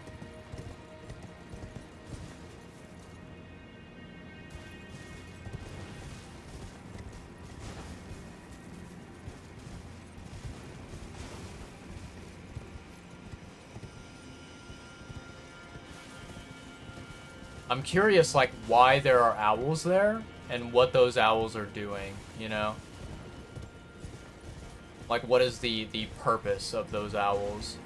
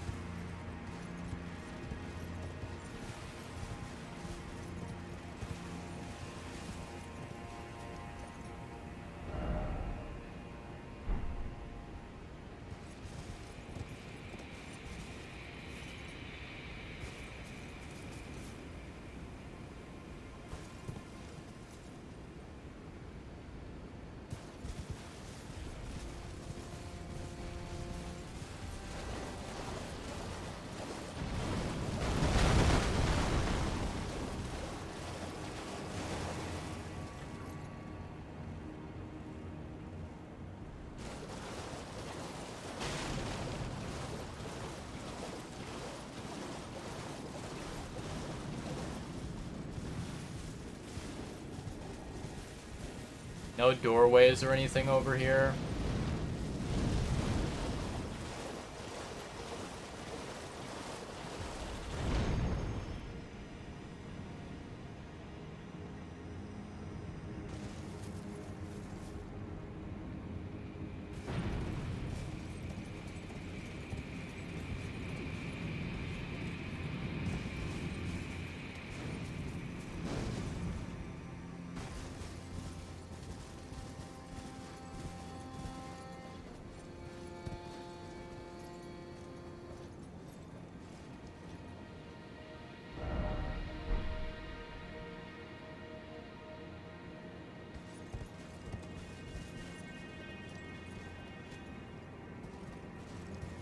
Surely there's not a need for me to go up there, right, chat? Surely.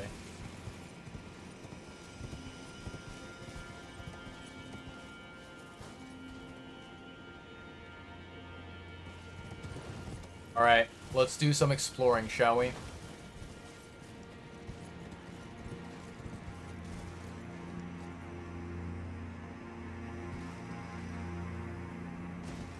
Okay. We're alive.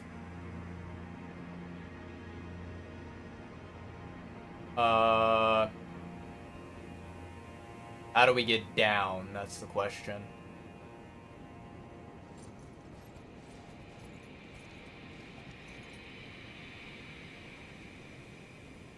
Let's see here. I'm gonna go ahead and I'm gonna drink my flask. Just in case we end up eating shit here, you know?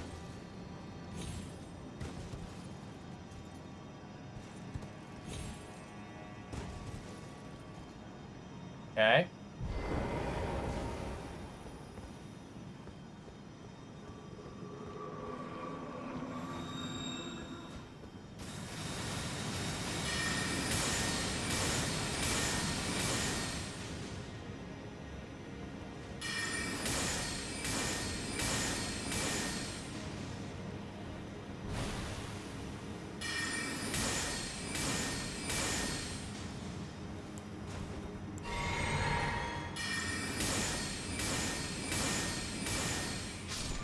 Nice.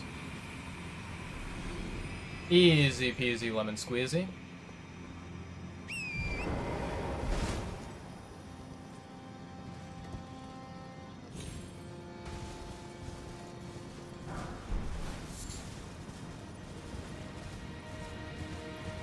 Alright, chat. So we made it down here.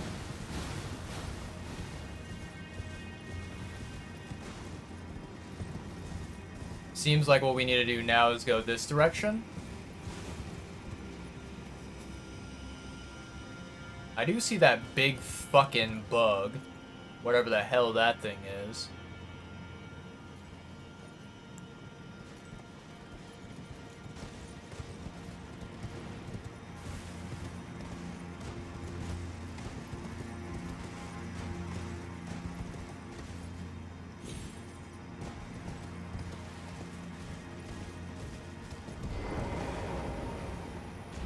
Oh, an elevator. Okay. Now, where is this area going to be?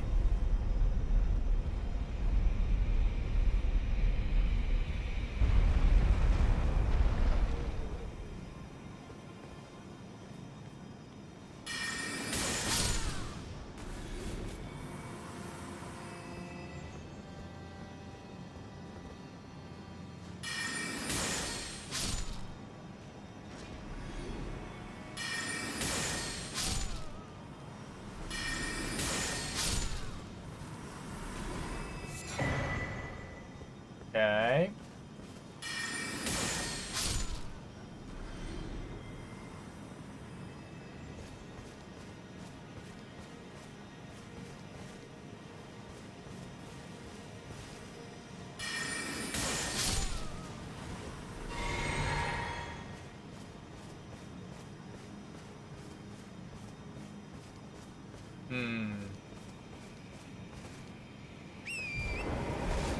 Here's the thing, chat. I definitely do not want to go downwards, because I feel like going downwards is, basically just going back to where we were before. But I don't really know if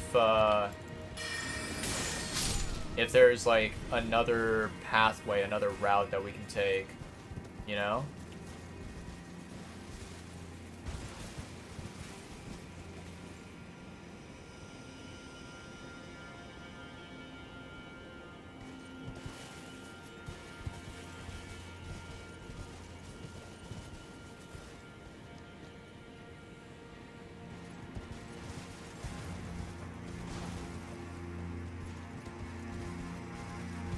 Have a good night, Pixels. I appreciate you coming in and saying hi.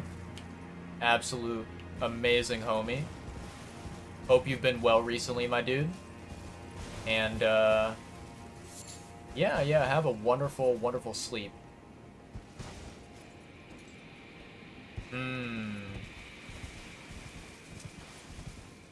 It seems like the only way is down, chat. It seems like that is the case.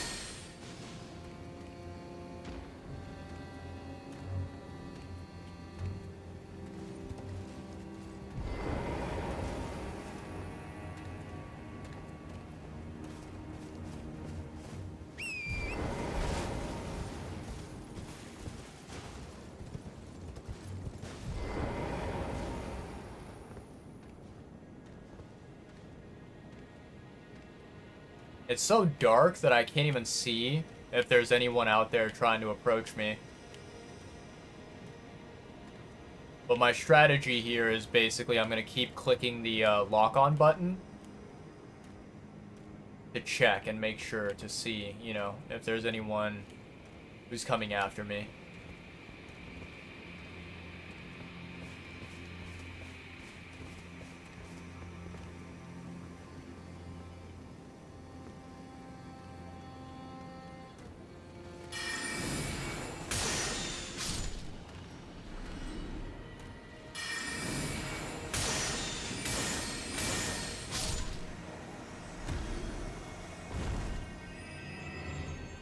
Yeah, I think there's multiple guys around here.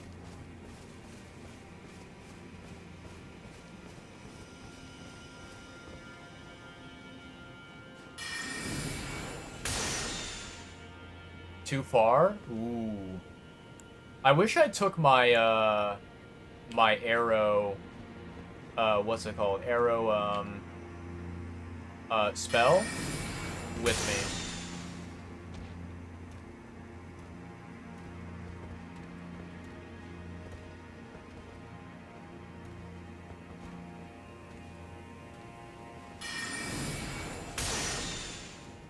Wow. He is, like, so close, but also so far.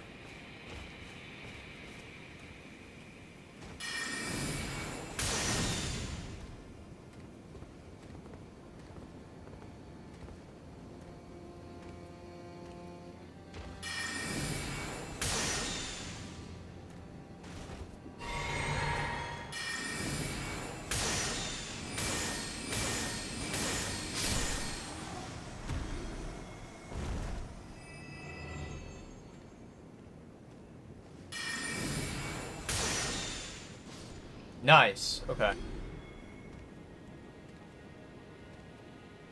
I hear some footsteps in that direction, but I can't lock on to anything.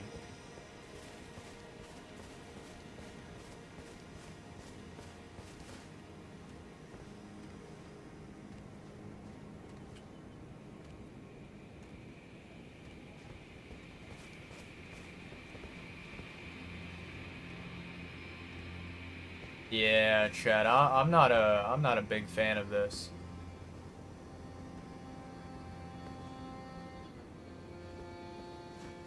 I can see 100% that there's a dog over here.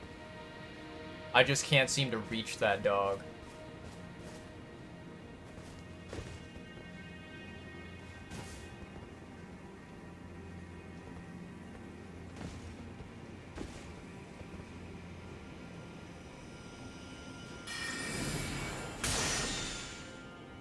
Really? I can't hit it from here? That's impressive. Yeah, that's insane. Holy moly, chat.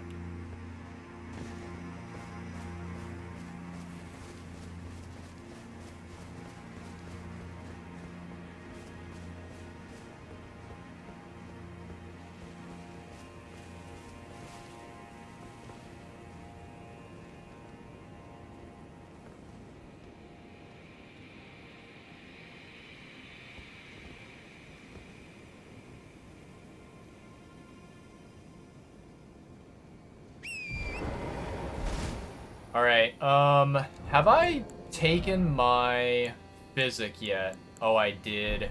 Oof. Okay. Well, chat, here goes nothing.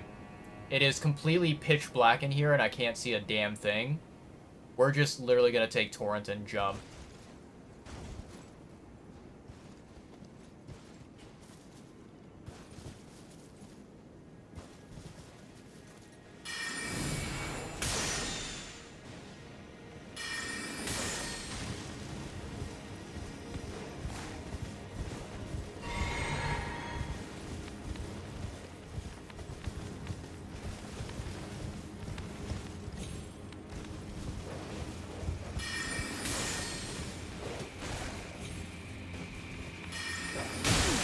Really, dude? Get away from me.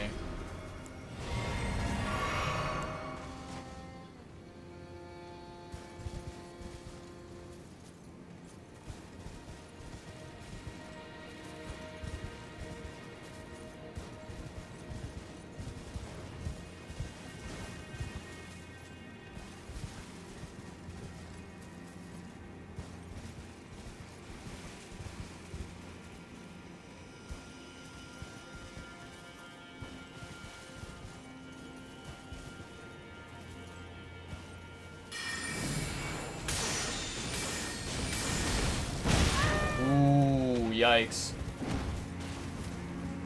Not a good idea.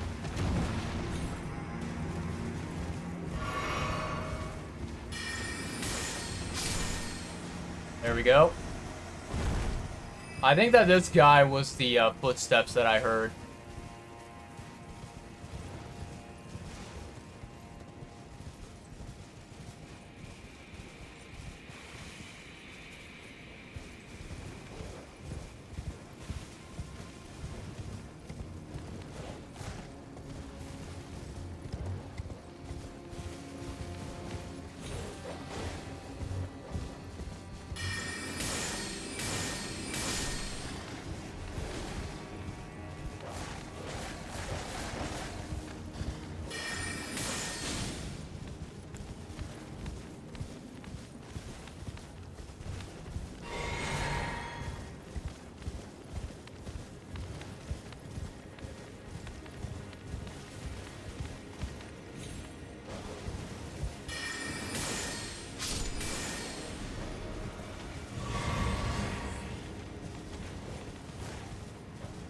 Okay.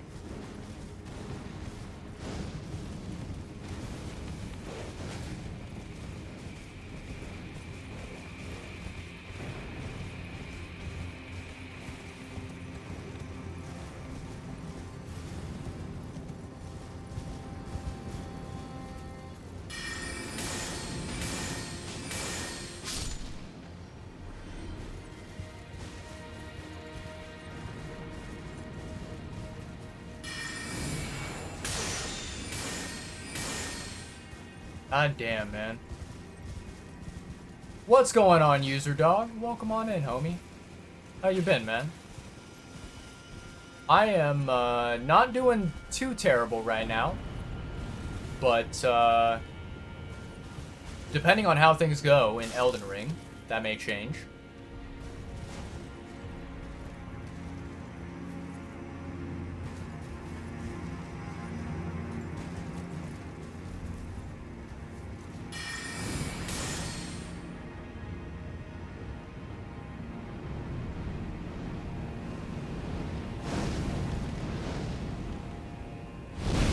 Ooh, okay. So that can reach me. Okay.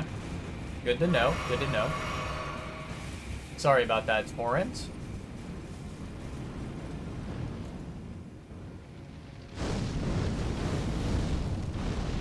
Nice.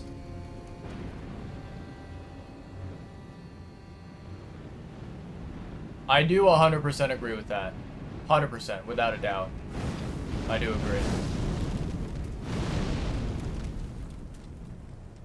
I think ideally, I want to make sure that this bozo cannot see me and doesn't get aggroed onto me.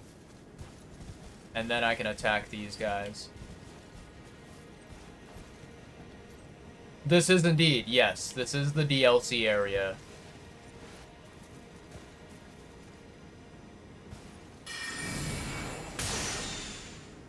Oh, that doesn't reach? That's so trash.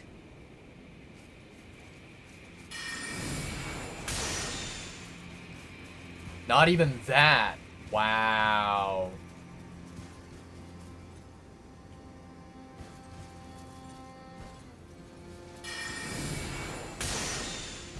There we go.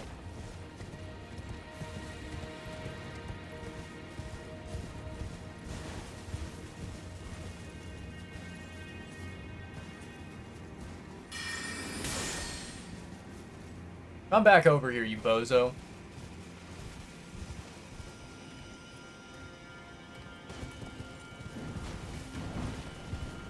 There you go.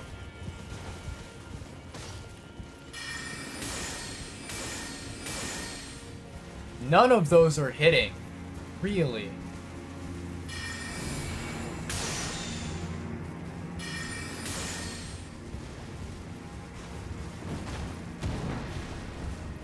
I mean, you're fast, I'll give you that, but...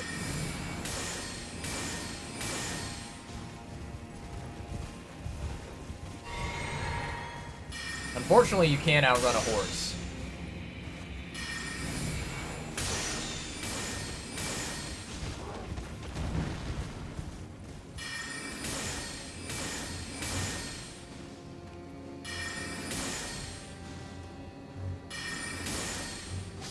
Okay, there's one.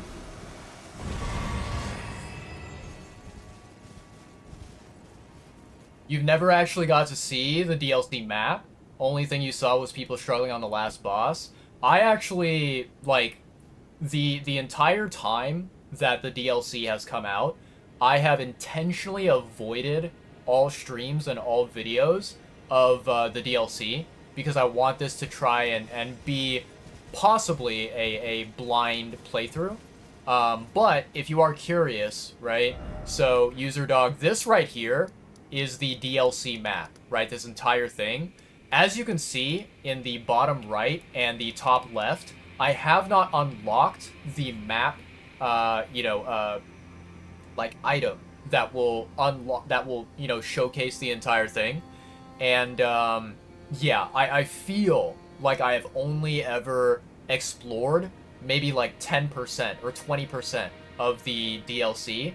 And yeah, like, I'm gonna be completely honest, I'm very frustrated that I can't unlock these parts of the map, because I spoke with someone who has played the DLC, and they said that it's gonna come like later from where I am in the DLC right now.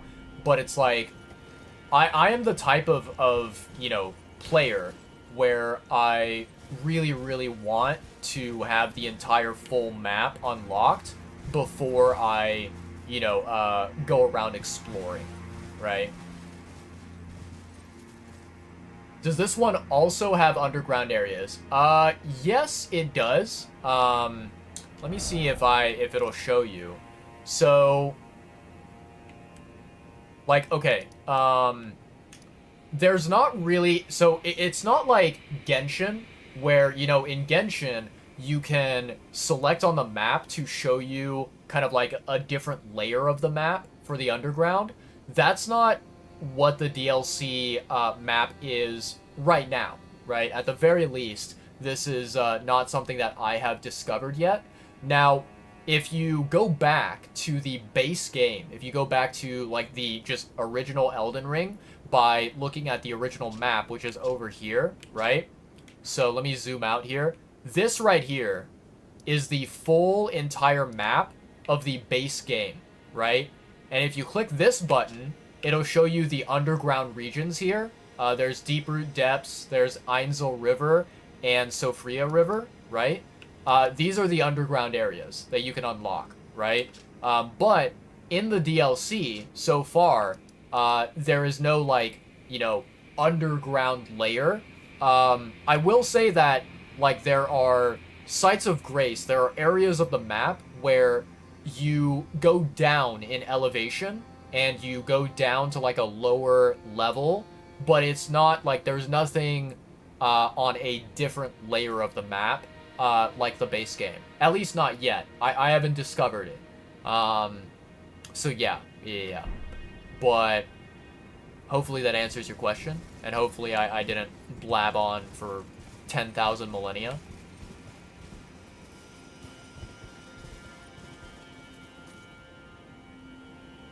Vermilion and Emo Goblet, welcome on in. How's it going? How's it going, my dude? Hopefully you're doing well.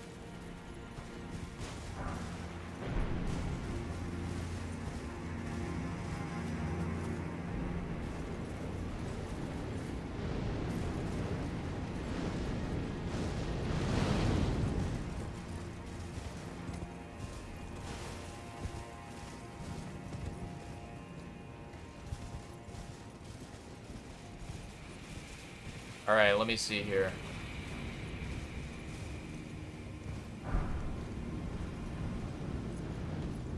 Oh yeah, without a doubt, user. Like, so, to talk about, like, my, to talk about my own experience, right, with video games in general, I don't think that I have ever paid for a DLC as expensive as this one.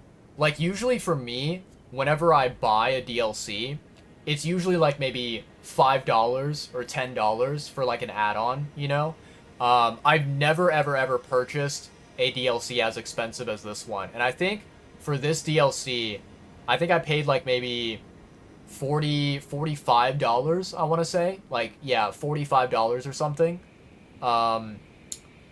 It is, I think, the very first DLC I've spent so much money on, and also simultaneously, I think that for this game, even though I hate paying that amount of money, and even though, like, I am not someone that will complain if the price of the DLC is like $10 or whatever, or if it's, cheaper, but I think that in the case of Elden Ring, this is a very rare case where I think that it is 100% worth it to buy it,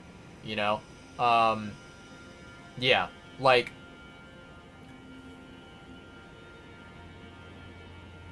I think what I would say is if you can find this DLC available and find it at a discount for like maybe 10% off or 15% off, I would immediately buy that. I think I would highly recommend that, right? Yeah, this game is incredible, and I think the DLC is 100% worth it. Um, it has a massive amount of content. Massive, right? Uh, a part of me kind of thinks to myself, like, man, what if instead of a DLC, what if they put more time and effort into this and then turned it into Elden Ring 2? You know, like the sequel video game. Um, but yeah, yeah. I'm doing quite good, Vermilion. I appreciate you, homie. I appreciate it. DLCs nowadays are so whack for the price they charge. Generally speaking, yes. Yes, 100%. I do agree with that. Yeah, no, like, it is very rare for me to pay, like, whatever, 30, 40, $50 for a DLC. I would never, ever, ever do that.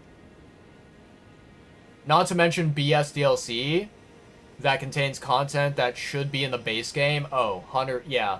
Dude, that is one of the most infuriating, situations or experiences, right?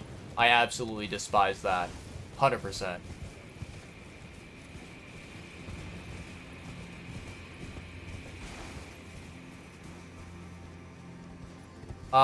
But yeah, so, Vermilion and User, if you guys, what's it called? If you guys are, a little bit confused and wondering, like, what the hell is going on right now, um, basically, I currently am in a position right now where I don't really know what, like, the next location that I need to go to. So I'm kind of just blindly walking around and trying to figure out, like, what my next step is. Um, and it's very, very troubling, you know?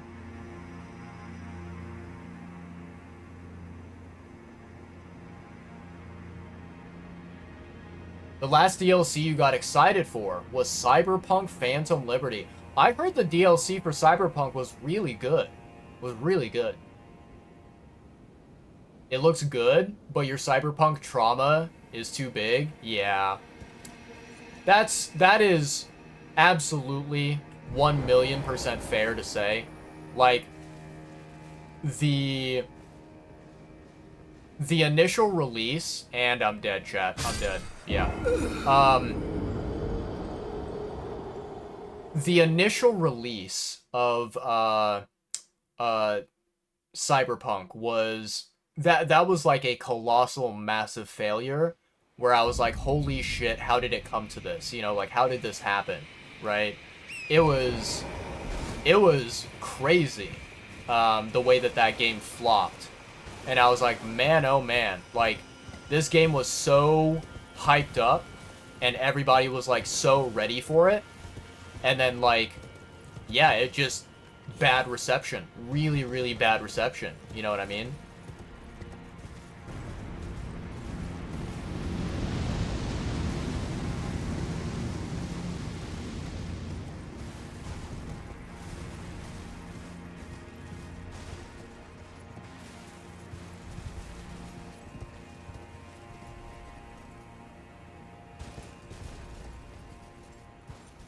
I think I took the Spirit Spring, didn't I?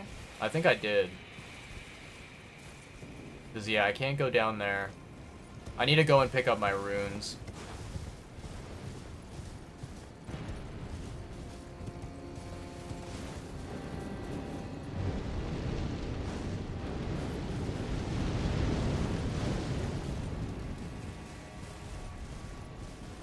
Thankfully, I'm protected against that fire.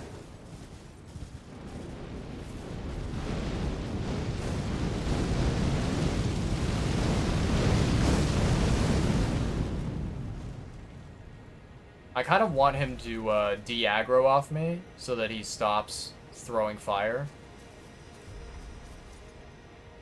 He might be done.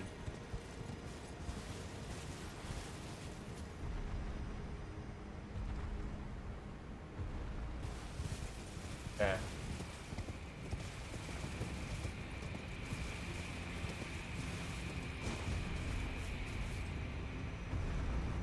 Make sure he doesn't see me. If you can get it at a discount? Hmm.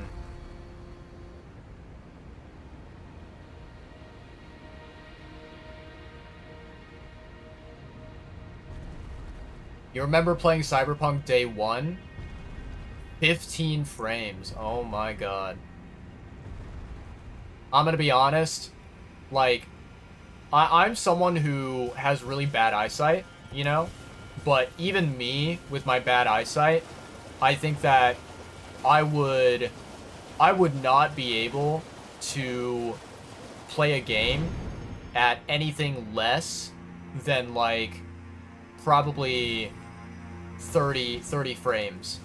30 frames per second. That's like bare minimum, I think, in my opinion. Yeah, I don't know how people can do like less than 30, you know?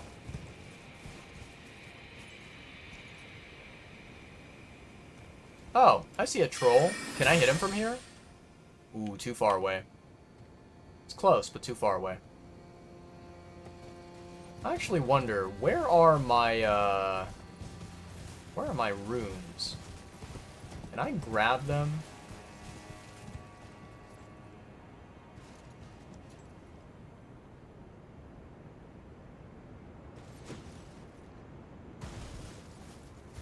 That was a risky gamble, but I think it paid off. I found my runes. Nice.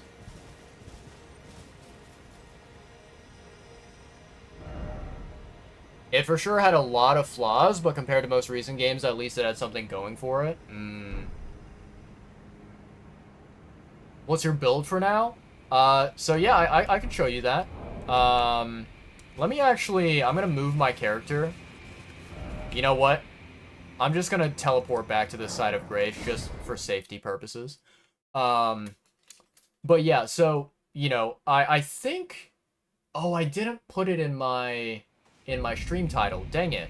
I should probably update that, but to show you what my build is right now, I basically have a dexterity, let's see, dexterity, intelligence, and arcane build. Those are the 3 stats that I've leveled up. Oh, yeah, no, I'm on NG+7, in case that is surprising, you know. Yeah, you could say that I am a grade, maybe like an SS tier masochist, right, for doing New Game Plus 7. This is gonna be rough, but I persevere. Yeah. Basically what I did was I played the game, the base game, multiple times, before the DLC came out, and then I was like, okay, I'm ready. We can do, you know, the DLC for the very first time on New Game Plus 7 because I hate my life, and, you know, I want myself to experience suffering, right? So yeah, hopefully that answers your question. Dexterity, intelligence, and arcane. Those are the 3 that I have. Okay, let me see here, chat. Let me see here.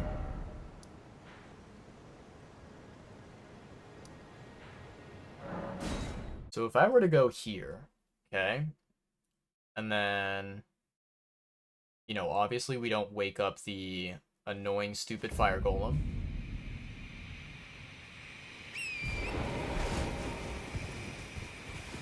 Maybe we can find a way up. Possibly. I have no idea.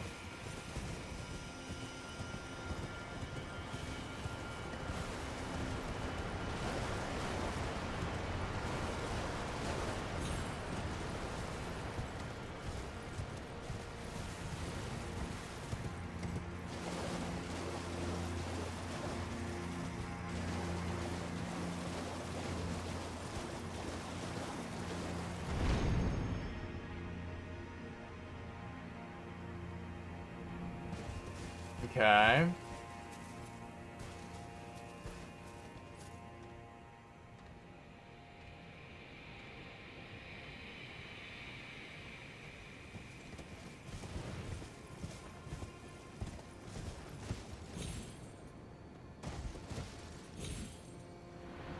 Okay. Let's try going this way. Hold on. Go forth, Torrent. Ride.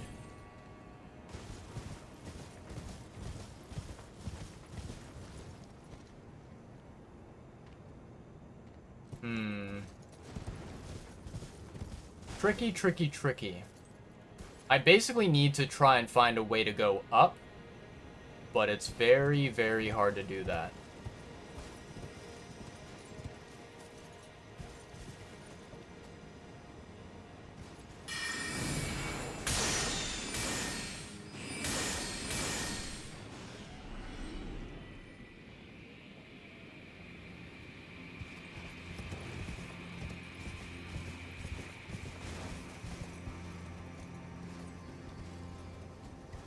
Can I hit both of these guys?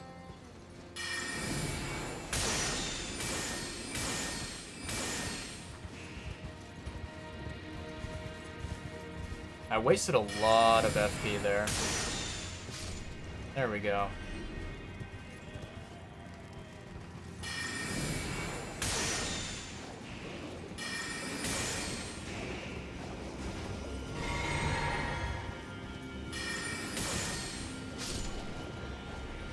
Nice.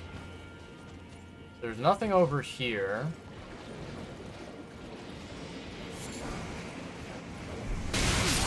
Ooh, wow. They were hiding. Yeah, they were hiding in the dark. Alright, okay. At the very least, I can easily get back here and grab my runes.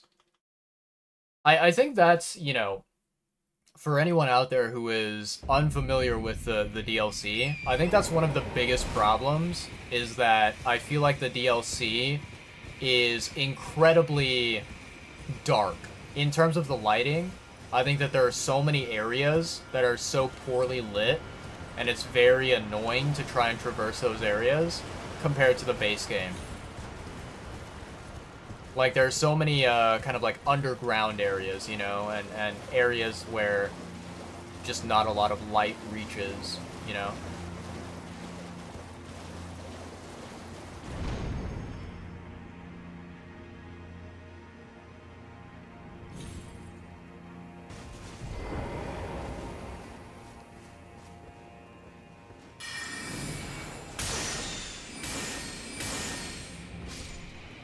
Okay, easy. Oh, my runes are literally right there. That's perfect.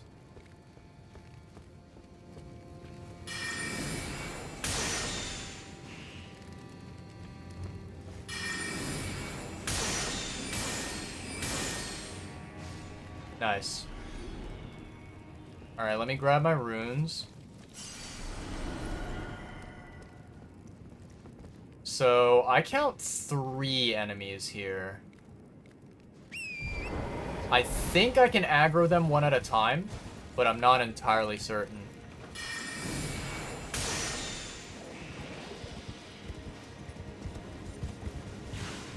Ooh, that was close. That was dangerous.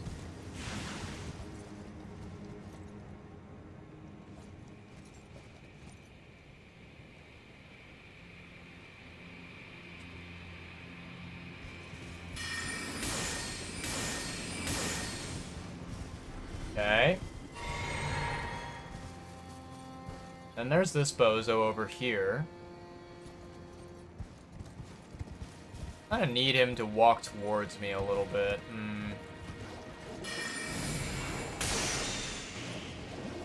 Come over here.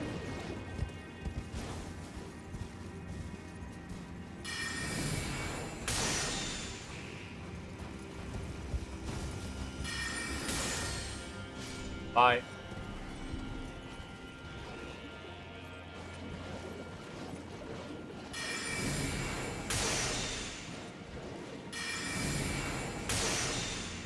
There we go. Really? How did I get stuck on a goddamn wall? That's one of my favorite things about Elden Ring, is dying unnecessarily because you get stuck on a piece of environment. I absolutely love it.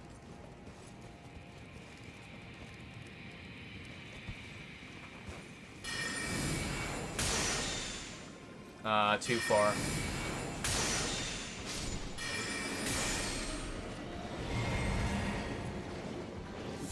Okay, nicely done.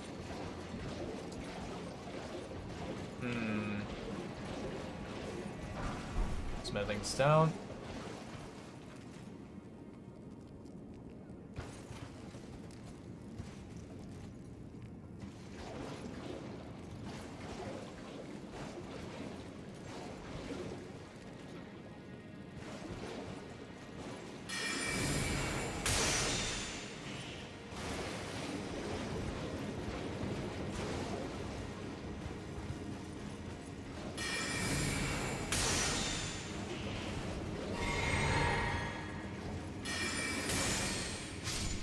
Nice.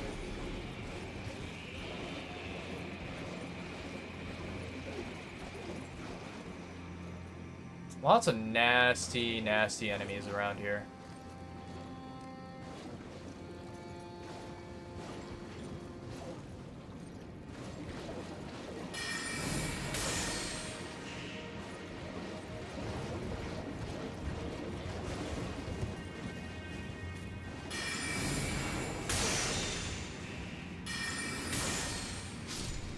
Okay.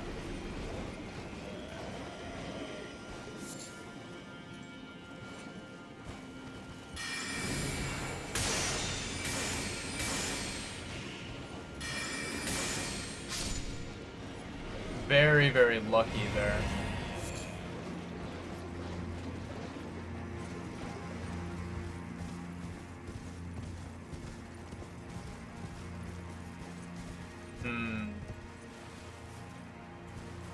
Yeah, the big problem is that, like, I have already explored this particular area once before, and I had no idea, like, where to go from here. So I was basically completely lost.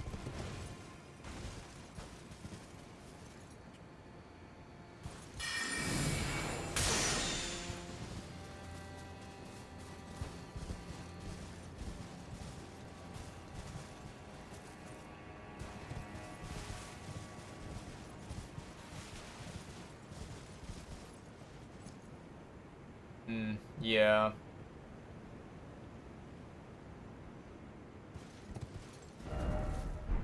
I can't even, like, see anything on the map because I haven't unlocked the map at all.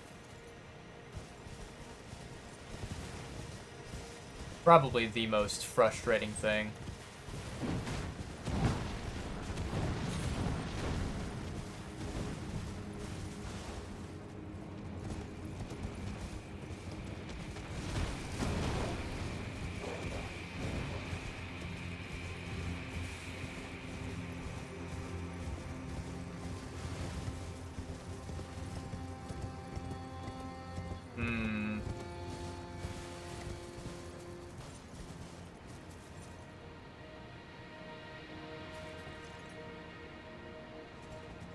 I don't even know. I don't think that area really leads to anything, does it? At least not from what I can tell. It seems like what I need to do is get to, like, the very, very, very tippy top of that cliff.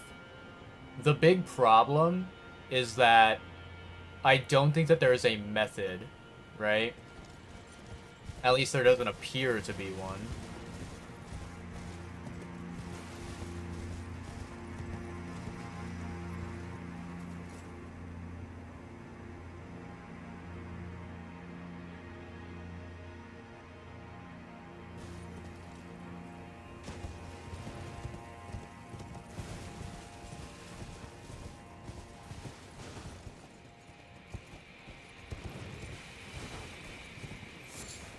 Not resin? Okay. Yeah, like, this area is just completely vast. It is huge. And it's like... I don't even know if there is, any sort of exit that I can take, you know? Nope, don't fall down. Thank you. Hello, big dog.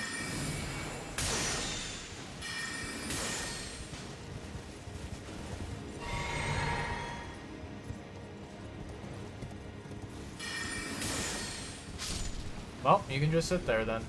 I thought he was gonna chase after me.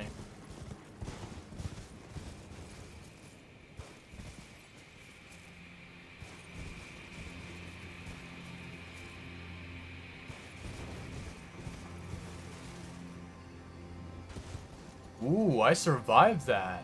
I don't know how I did, but I did. Alright, let me heal up.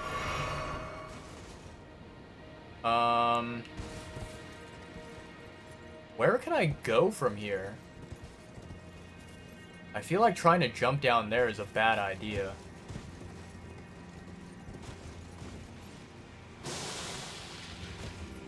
I don't know what is hitting me at all.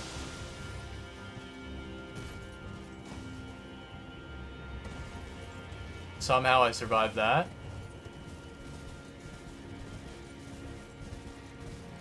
Doesn't seem to be anything over here.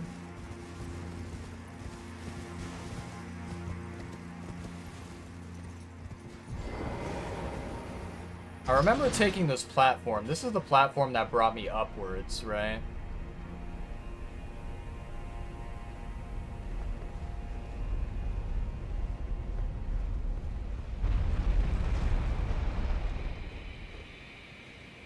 Let me see here. Inventory. This is not really going to help much at all, but I can try taking my lantern and seeing if that will allow me to see a goddamn thing around here.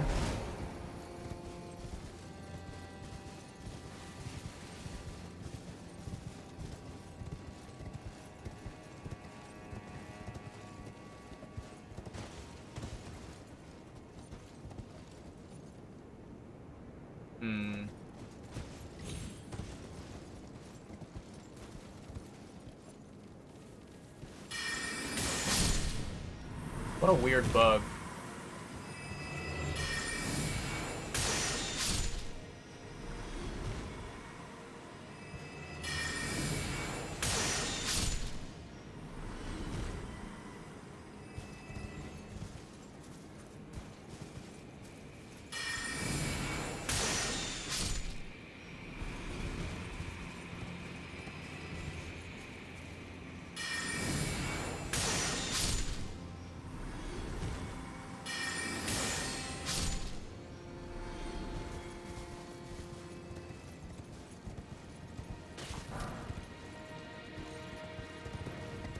Anything interesting around here? Doesn't really seem like it. Seems very vastly empty. Except for whatever the hell that thing is.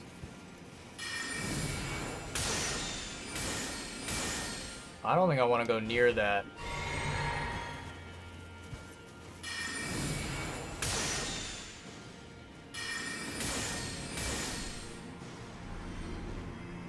No, sirree. Stay away.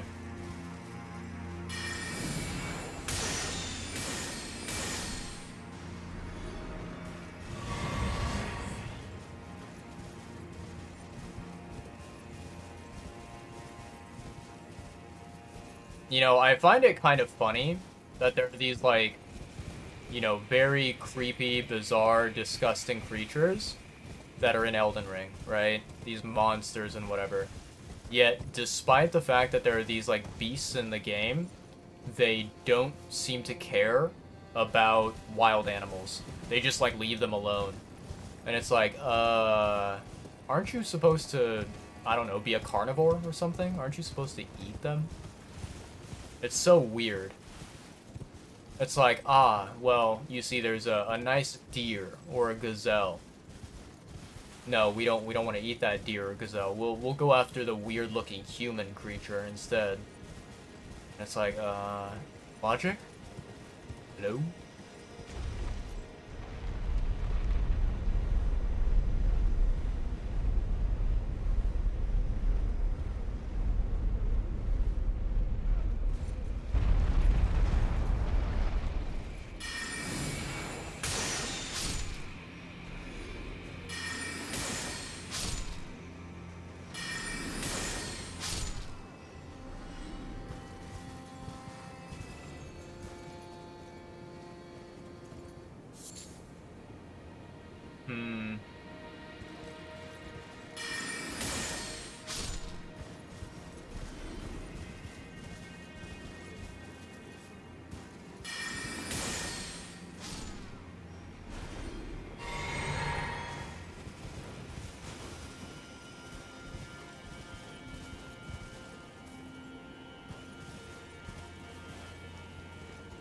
Yeah, to be honest, chat, I don't know where I'm supposed to go from here.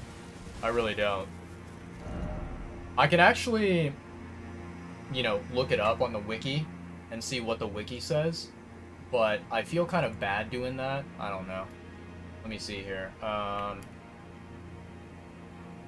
Elden Ring wiki. Pull up this damn thing. Ancient ruins.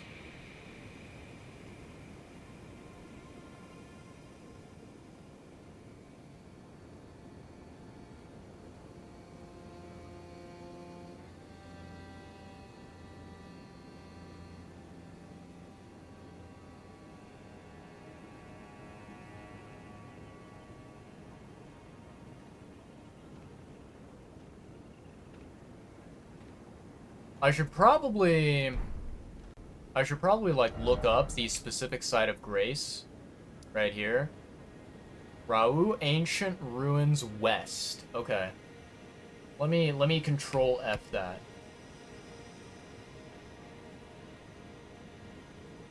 Um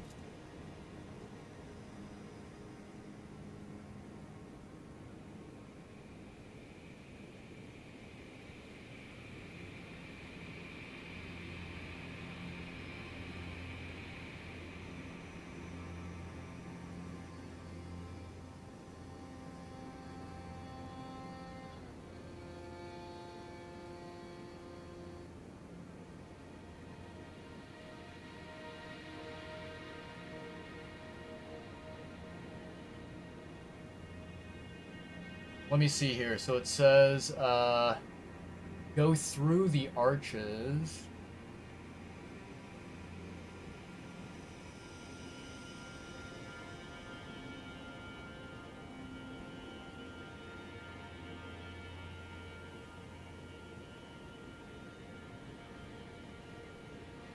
I mean, okay, I remember exploring that area.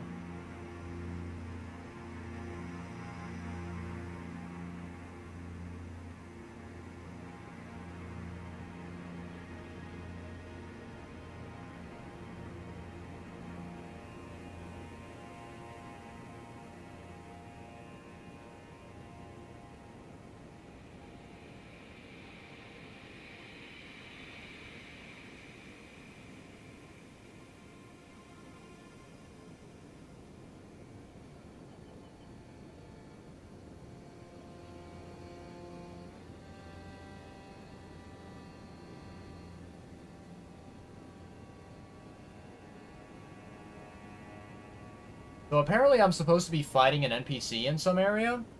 I don't know where this area is.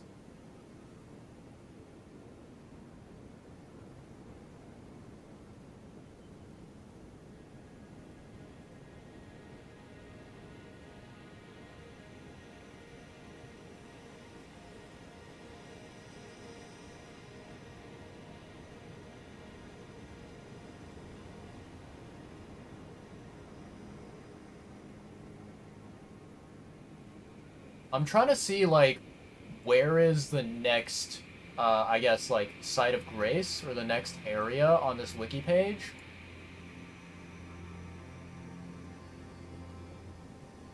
I'm not really seeing anything.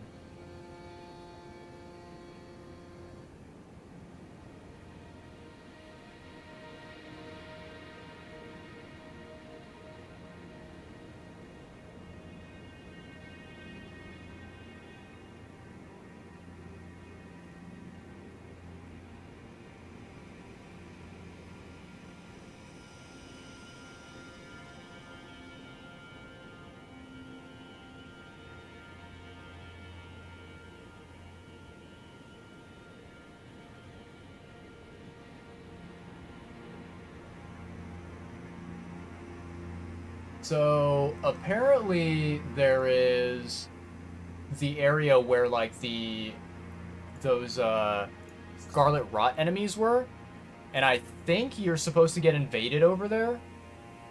But like, you know, I haven't gotten invaded yet, and even if I did get invaded, I feel like that is not going to be the problem solver. That's not going to, like, lead me to what I need to do next. You know what I mean?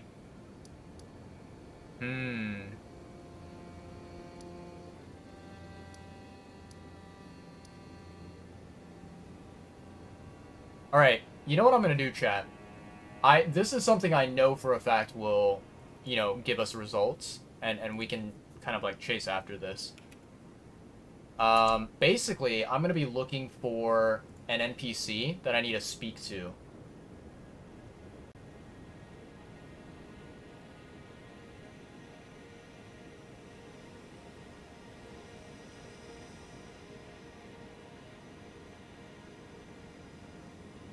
Let me see here. So, just outside of Bellarat Tower Settlement, he's found there, but then he disappears, right? Like, he doesn't stay there forever.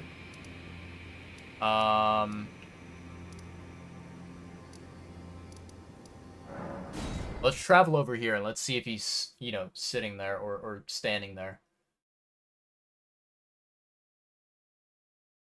I mean, on the map, it's supposed to show an icon of the NPCs, so my guess is that he is not here.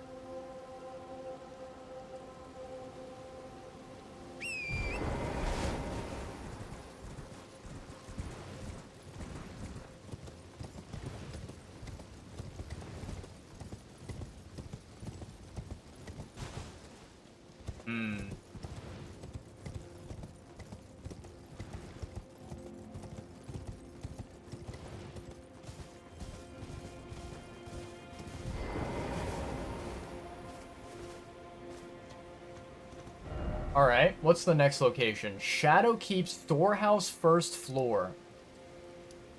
Let's take a look.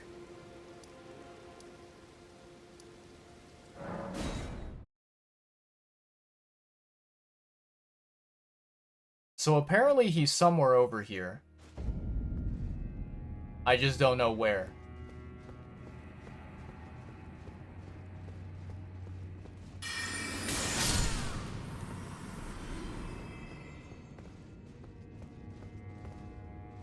Where the hell am I?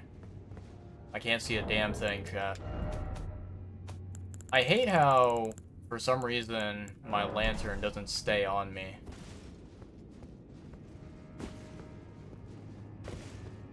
What's this secret area? This is weird. I don't like this.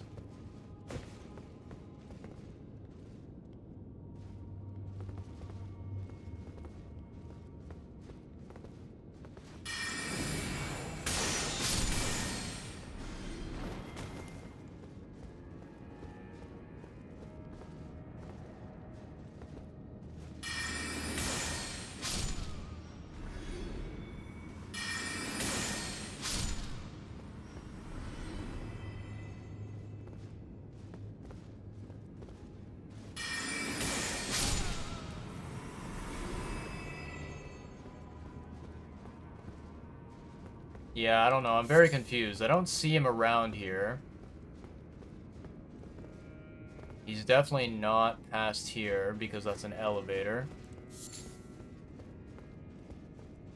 To explain what the hell I'm doing right now, in case anyone is very lost and confused, there's an NPC I'm looking for. His name is Ansbach, I think is how you pronounce it. And, he is a very important NPC that I need to speak to because, apparently, this NPC, right? I guess that he is a crucial part of another NPC's questline, and he's supposed to give me some sort of, like, clue, some sort of information on, a puzzle, I think it is. And so I need to find out where this bozo is located.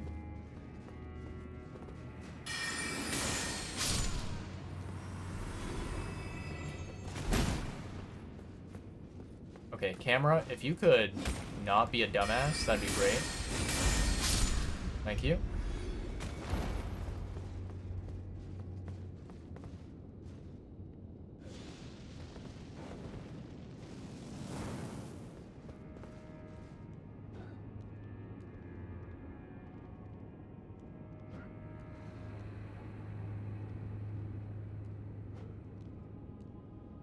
Man, these guys walk so slowly.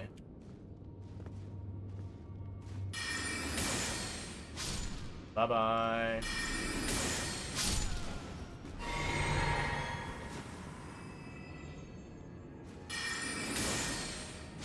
Bye-bye.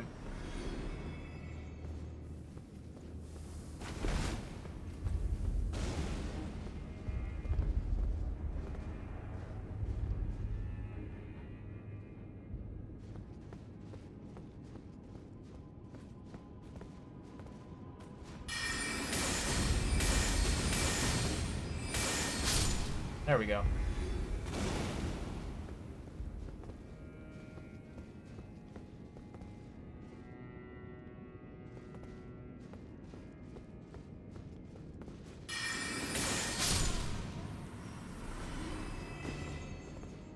This is a dead end right here.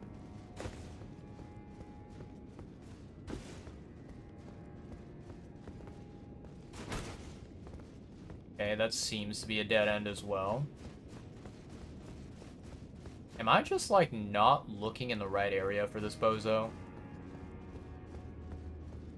I thought that ideally Ansbach would be, like, I don't know, nearby the site of grace.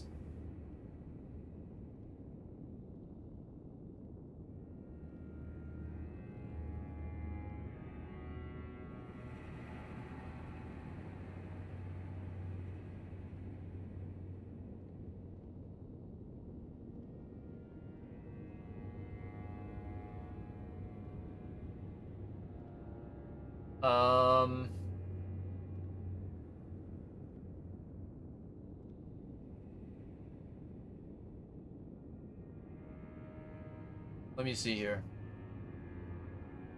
Shadow of the Erdtree map. Enter the room directly to the north of the storehouse first floor side of Grace, the one with a fish-like creature skeleton on a table.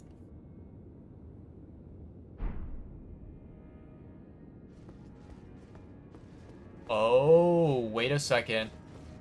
Chat, I think I know where that is. Let's go and take a look.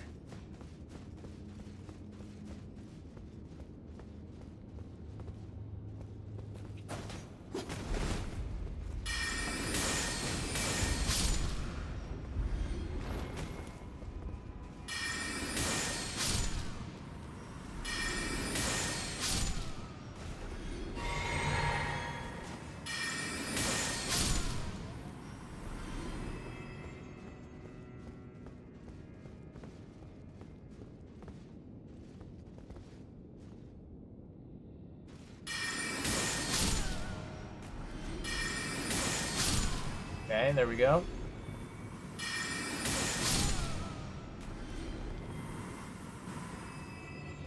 Alright, I believe it is this one right here. So apparently, Ansbach is supposed to be here. Oh, is this him? It is. Righteous Tarnished. It's been some time. Yes, it has. After unburdening my soul to you, I had hoped to make a fresh start.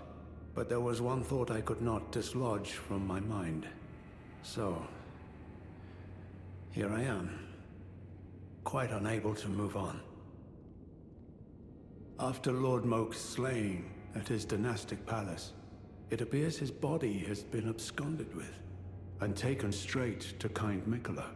Surely you recall that I once served Lord Moog as a pureblood knight, after failing him in every regard, and losing sight of my vows. I'd do anything to make amends, in whatever meager way I can. Interesting. What could they possibly have in mind for Lord Moog's remains? The implications are rather unnerving. True. Tell him about Freya's decision. Freya, by the gods. She must be feeling the need to reaffirm her allegiance before she heads to war. A true Redmane she is, hardly troubled by the rot. But no one is without their shortcomings. She has a hard road ahead. It does make one think. Perhaps our concerns are but two sides of the same coin. True. Perhaps our concerns... Okay. So, chat, apparently there is an item that I need to give this guy, but I don't know where this item is. Specimen Storehouse, 4th floor.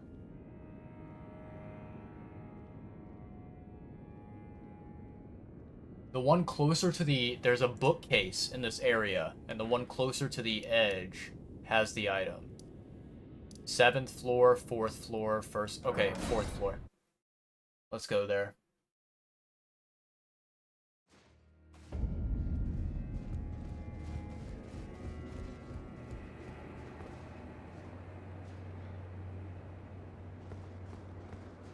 So go to the left.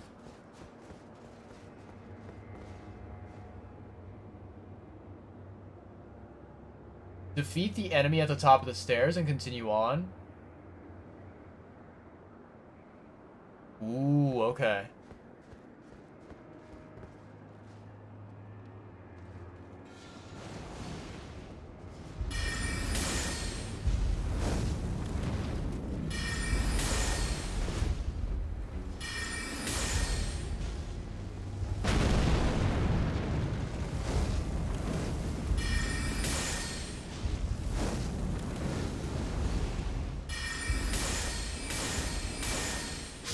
Get wrecked. Nice. Okay, so it says, just before you normally would encounter bats, there will be a staircase to your left leading downward.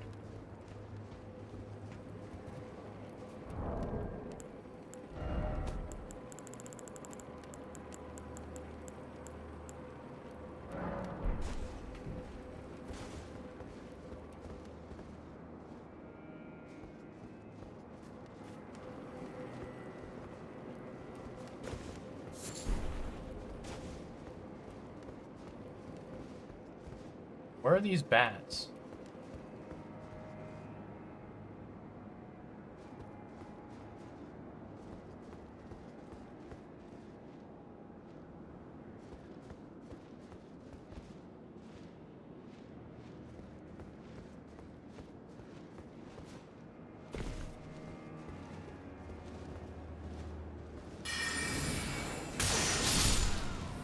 Easy triple kill.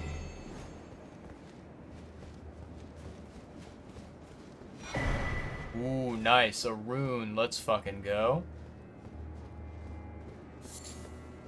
Okay, so apparently on these bookcases there seems to be an item.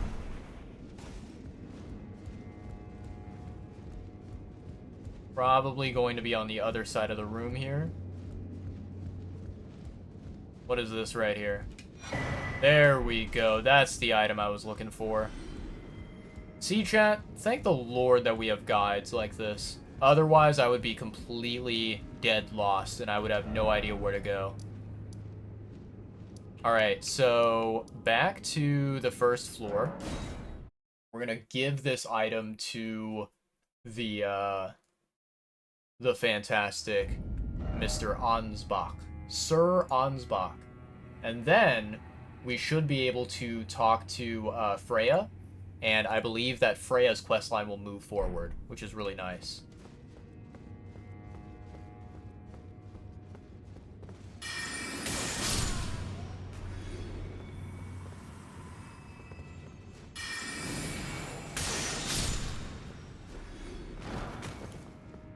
Okay.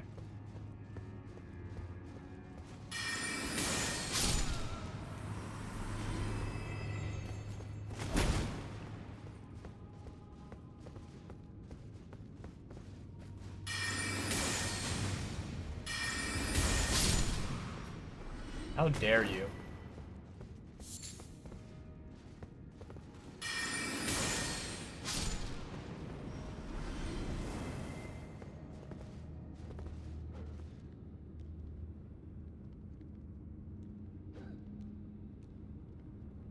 I don't know if I can hit this guy until he, like, comes up the stairs a little bit more.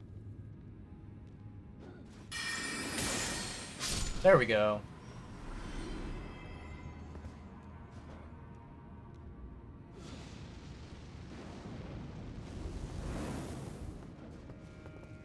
Man, this guy at the top of the stairs is really annoying. I need him to move.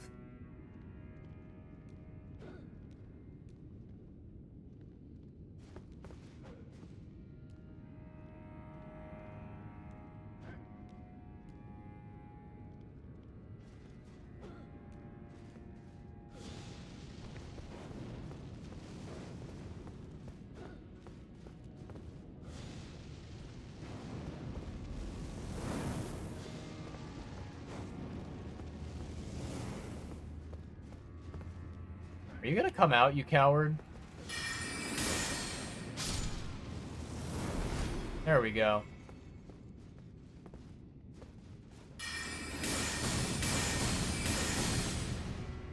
Huh, okay. It seems like the ledge was blocking all of those attacks.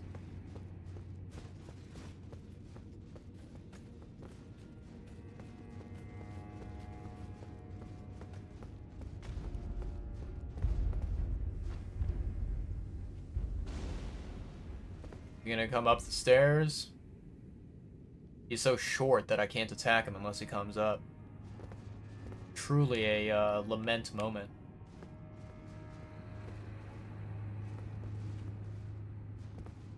You okay, dude? You were literally just standing there doing nothing. Thought for a second that you were in trouble.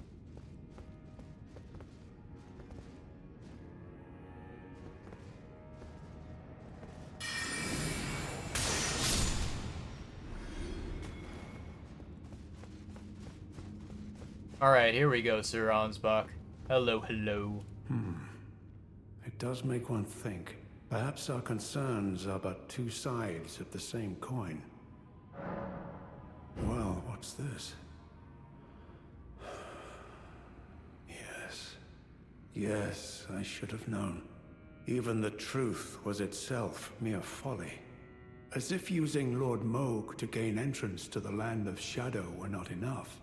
He plans to use his corpse as the vessel of his king consort. He has forsaken Lord Moog's soul. He desires only his empty shell. It beggars belief, but I'm afraid Tender Mikola fails to grasp the humiliation implied by this act. One thing is certain. My dear lord deserved better. Ooh, so does this mean that you are now an enemy? Righteous tarnished. You have my gratitude. You have given me the answers I needed, but I can hardly fathom it. Such folly. Unto the end. I am a warrior, but I've aged. I cannot afford to act hastily. Curse it all. I know my limits. I could spend the rest of my life honing my craft, and still that creature would be out of my blade's reach. The absolute folly of it all. Okay, interesting. So let me try talking to Freya now and see if she has any interesting dialogue.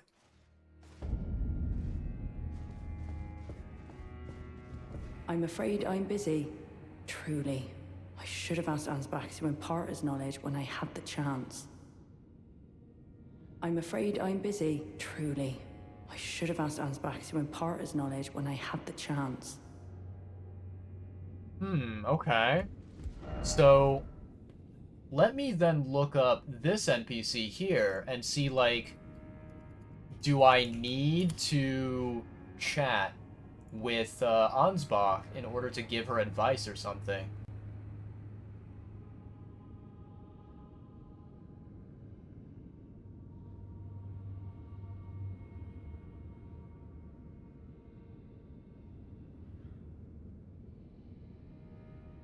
Acquire the letter for Freya.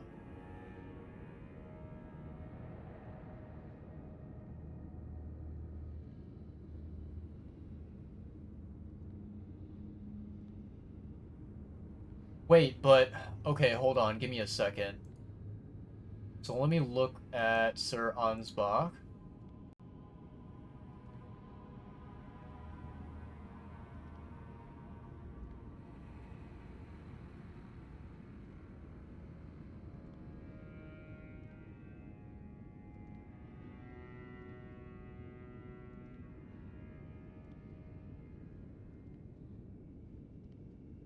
Very strange. Okay. So... Let me see if this guy is still there. He might leave the area. He might not be here now that we have teleported away.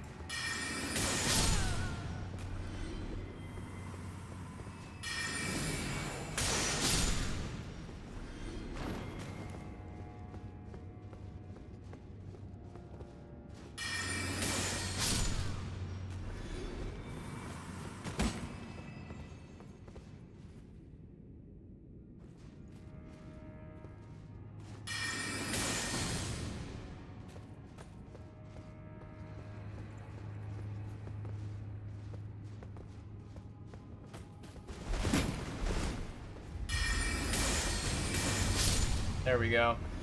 Stupid guy was, like, hiding behind a corner there.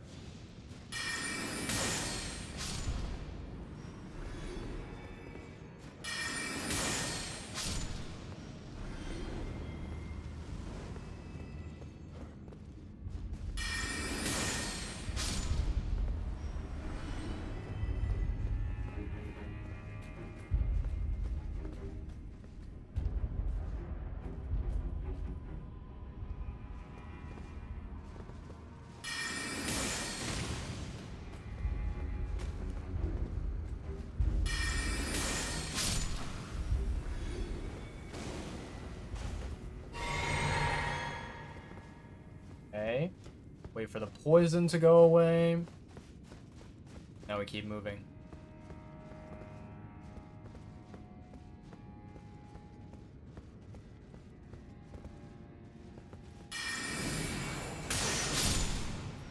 Nice. Oh, he's still here. Righteous Tarnished, could you please give this to Freya? Thanks to you, she too will have the answer she requires. Freya possesses a youth I no longer have.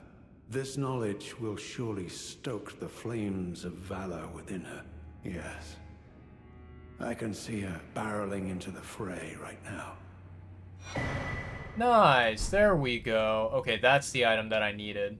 Perhaps I shouldn't meddle in her affairs, but this is the only way I can help. Perhaps I shouldn't, but this is the only... Okay, cool. So I think now, when I teleport here, I believe Ansbach will disappear and he'll go to a new location. We can check the map, you know, just to be sure. Oh, he's still there. Okay. Maybe I need to continue with Lita's questline and see where that takes me, and then he might disappear from there. I'm afraid I'm busy, truly. I should have asked Ansbach to impart his knowledge when I had the chance. From Sir Ansbach? To me? What on earth could it... Oh. Yes. Of course. I see. As the Festival of War concluded, General Radahn's soul met an honorable end, but kindly Mikola wishes to revive it. Oh. Which is fine by me. I know it would pain old Jeren, but war has always suited General Radahn best, and certainly far more than any honorable death. Endless war to invigorate the soul, as befits General Radahn, the Great Lion. Interesting. So, Mikola apparently wants to resurrect Radahn. I don't know why he would, though. Thank you.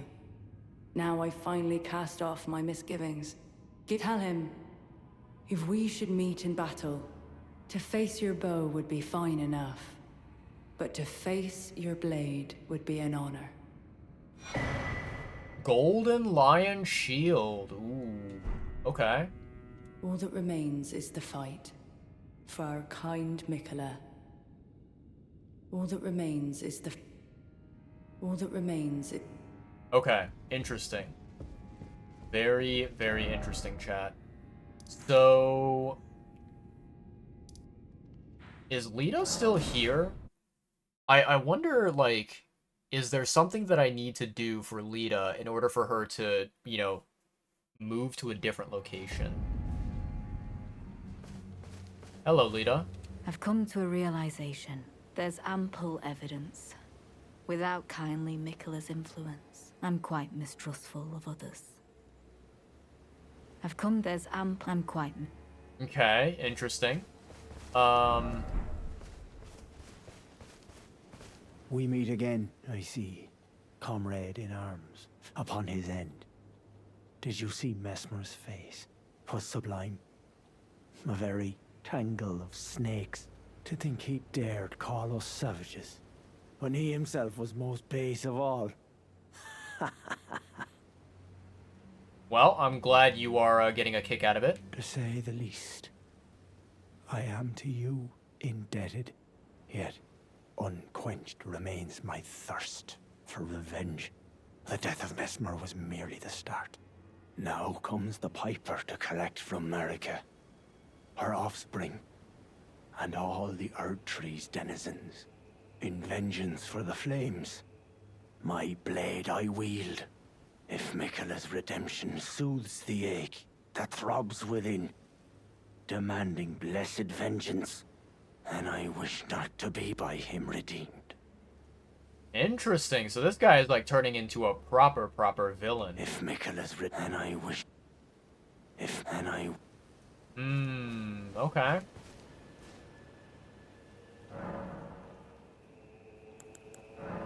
Oh, I have a Spirit Ash. Very nice. Hog. So good old Horn Scent is not here any longer. You know what, chat? Let me take a look. Inventory. Let's see here. Storehouse cross message, Ancient Ruins cross, message from Lita.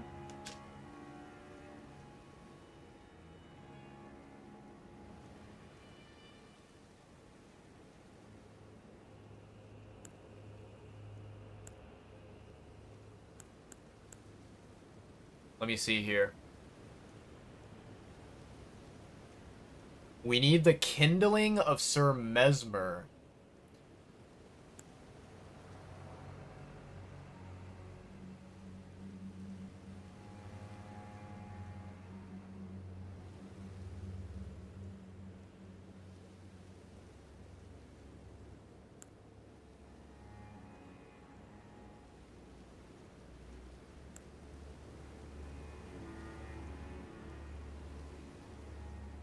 Interesting. So, this is kind of my current theory that I have, chat. It seems like we maybe need, like, a sorcery or an incantation, you know, some kind of a spell from Mesmer that allows us to burn it. The thing is, though, like, I am not entirely sure what exactly that is and where to get it. Like, I'm wondering if it's something that we have to exchange the, soul or the Great Rune of Mesmer in order to unlock it. I'm very, very curious.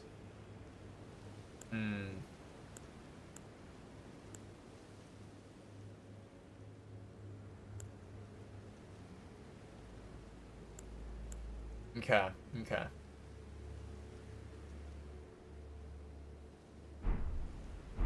Alright. Well, chat.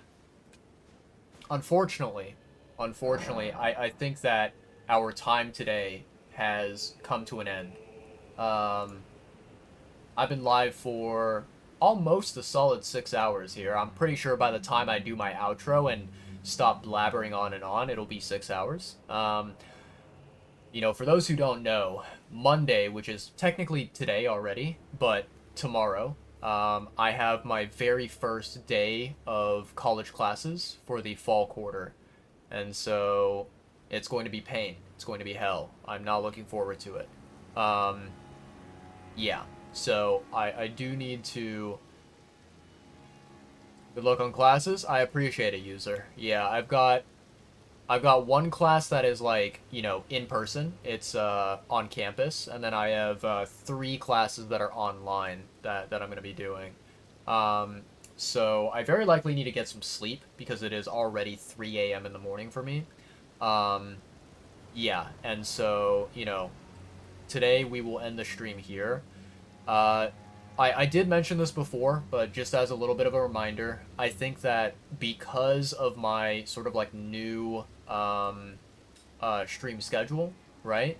Uh, I think that unfortunately you know I won't be able to stream during the weekdays. That very likely is not going to happen at all whatsoever.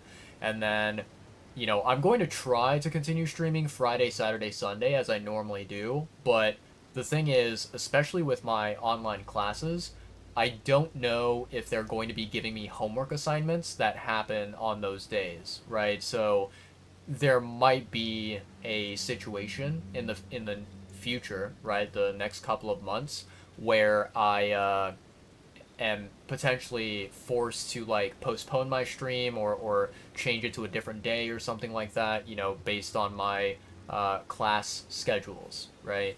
Um, so yeah.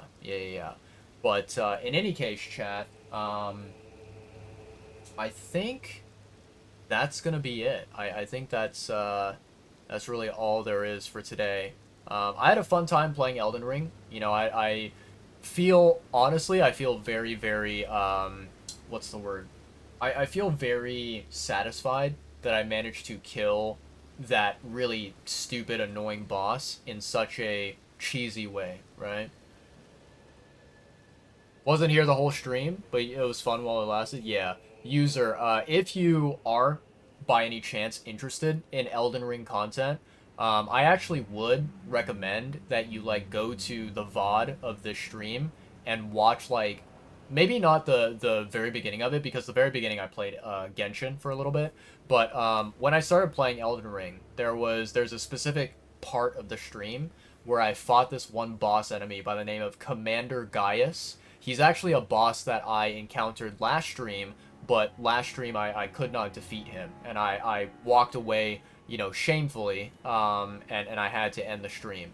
But during today's stream, I fought him again, and I kind of used this like very very like funny cheese method to kind of like defeat him easily, and it was very, very satisfying, very, very fun to do that cheese method. So if you're interested in Elden Ring content at all and you would like to see that, then I would recommend it. Or if you want, you can like wait until maybe I one of these days I upload the VOD to YouTube and you can watch it there. But yeah, no, today's stream I had a lot of fun. We basically defeated, I would say, one mini boss and then one like major boss, like a big boy. So that's some pretty good progress. I'm pretty happy with that. Yeah, but I will say I think right now in the game where we are, I'm a little tiny bit lost. I'm a little bit confused on like where to go now and what to do. So potentially what I might consider doing is, in between now and the next time that I go live and stream Elden Ring, I may potentially, look up some things on the wiki and kind of learn some information. But I'll try my very best to obviously, avoid any major spoilers for myself as I possibly can. So yeah, but anywho, I appreciate you guys hanging out. I appreciate you guys chatting. User Dog Vermilion, you two are awesome people, and I'm very glad that you were able to come in and say hello. There was also one other person, Kaizen, who was here back when at the beginning of the stream when I was playing Genshin. Massive shout out to them. They were awesome. I got to chat with them about Genshin. So yeah, I appreciate you guys very, very much. Here's what we're going to do. I'm going to, first of all, prepare the outro song. Let me see here. I need my outro song for the stream. And then I'm also going to look for someone that we can raid today. I think that'll be, you know, perfect. Let's see here. There we go. Awesome. So let me open Twitch. Let's go to live.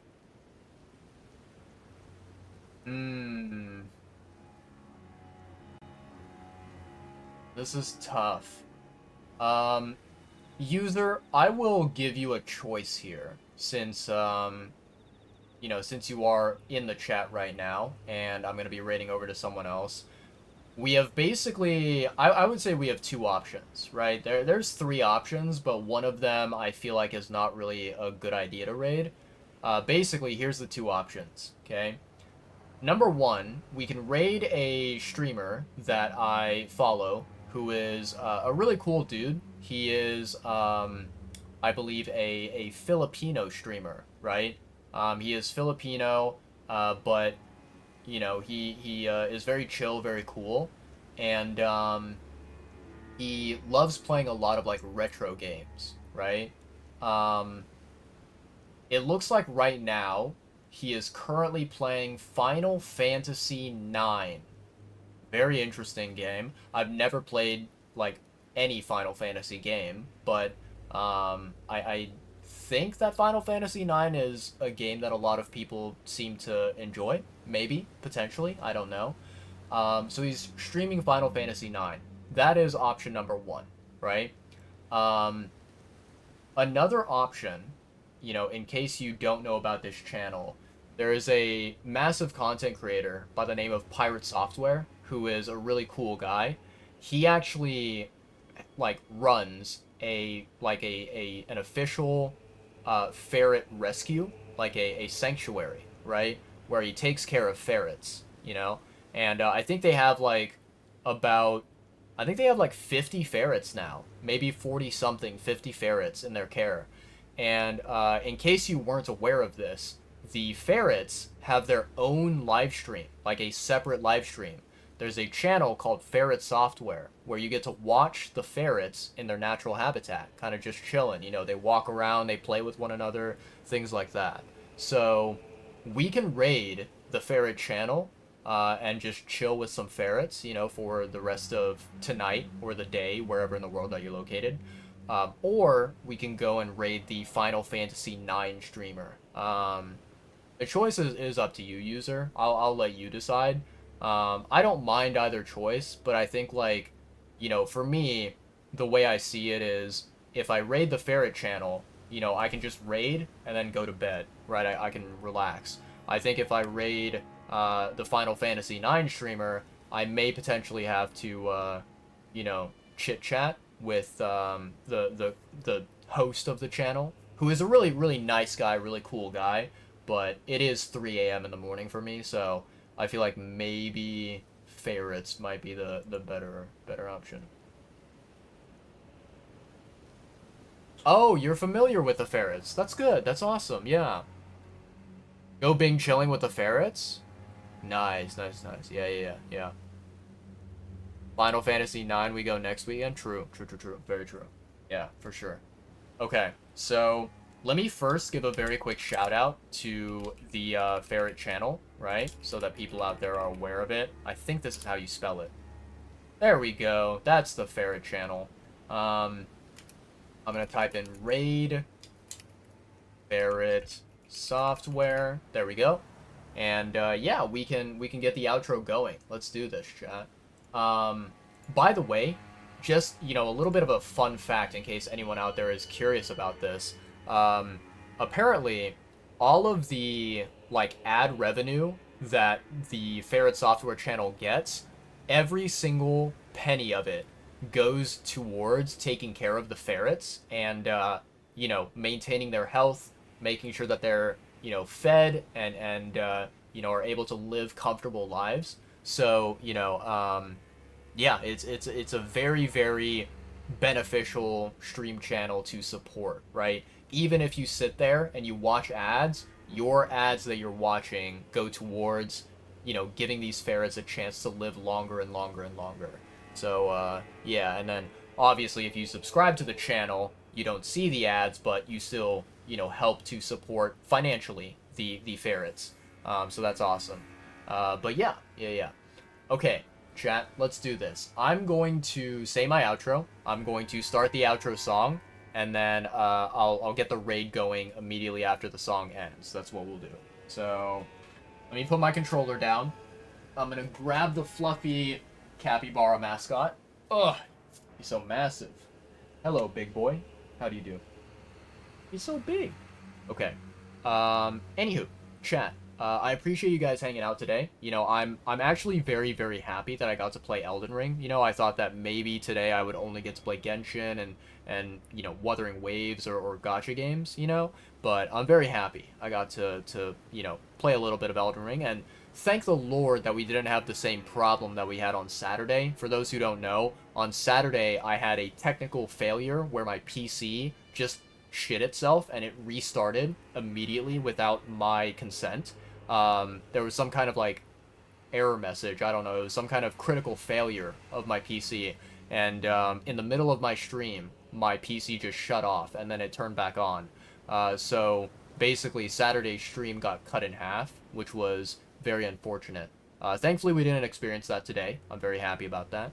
But yeah, anywho, UserDog, Kaizen, and Vermilion, I appreciate you guys for coming around and saying hello. You guys are all awesome. I hope you have a wonderful rest of the day or night.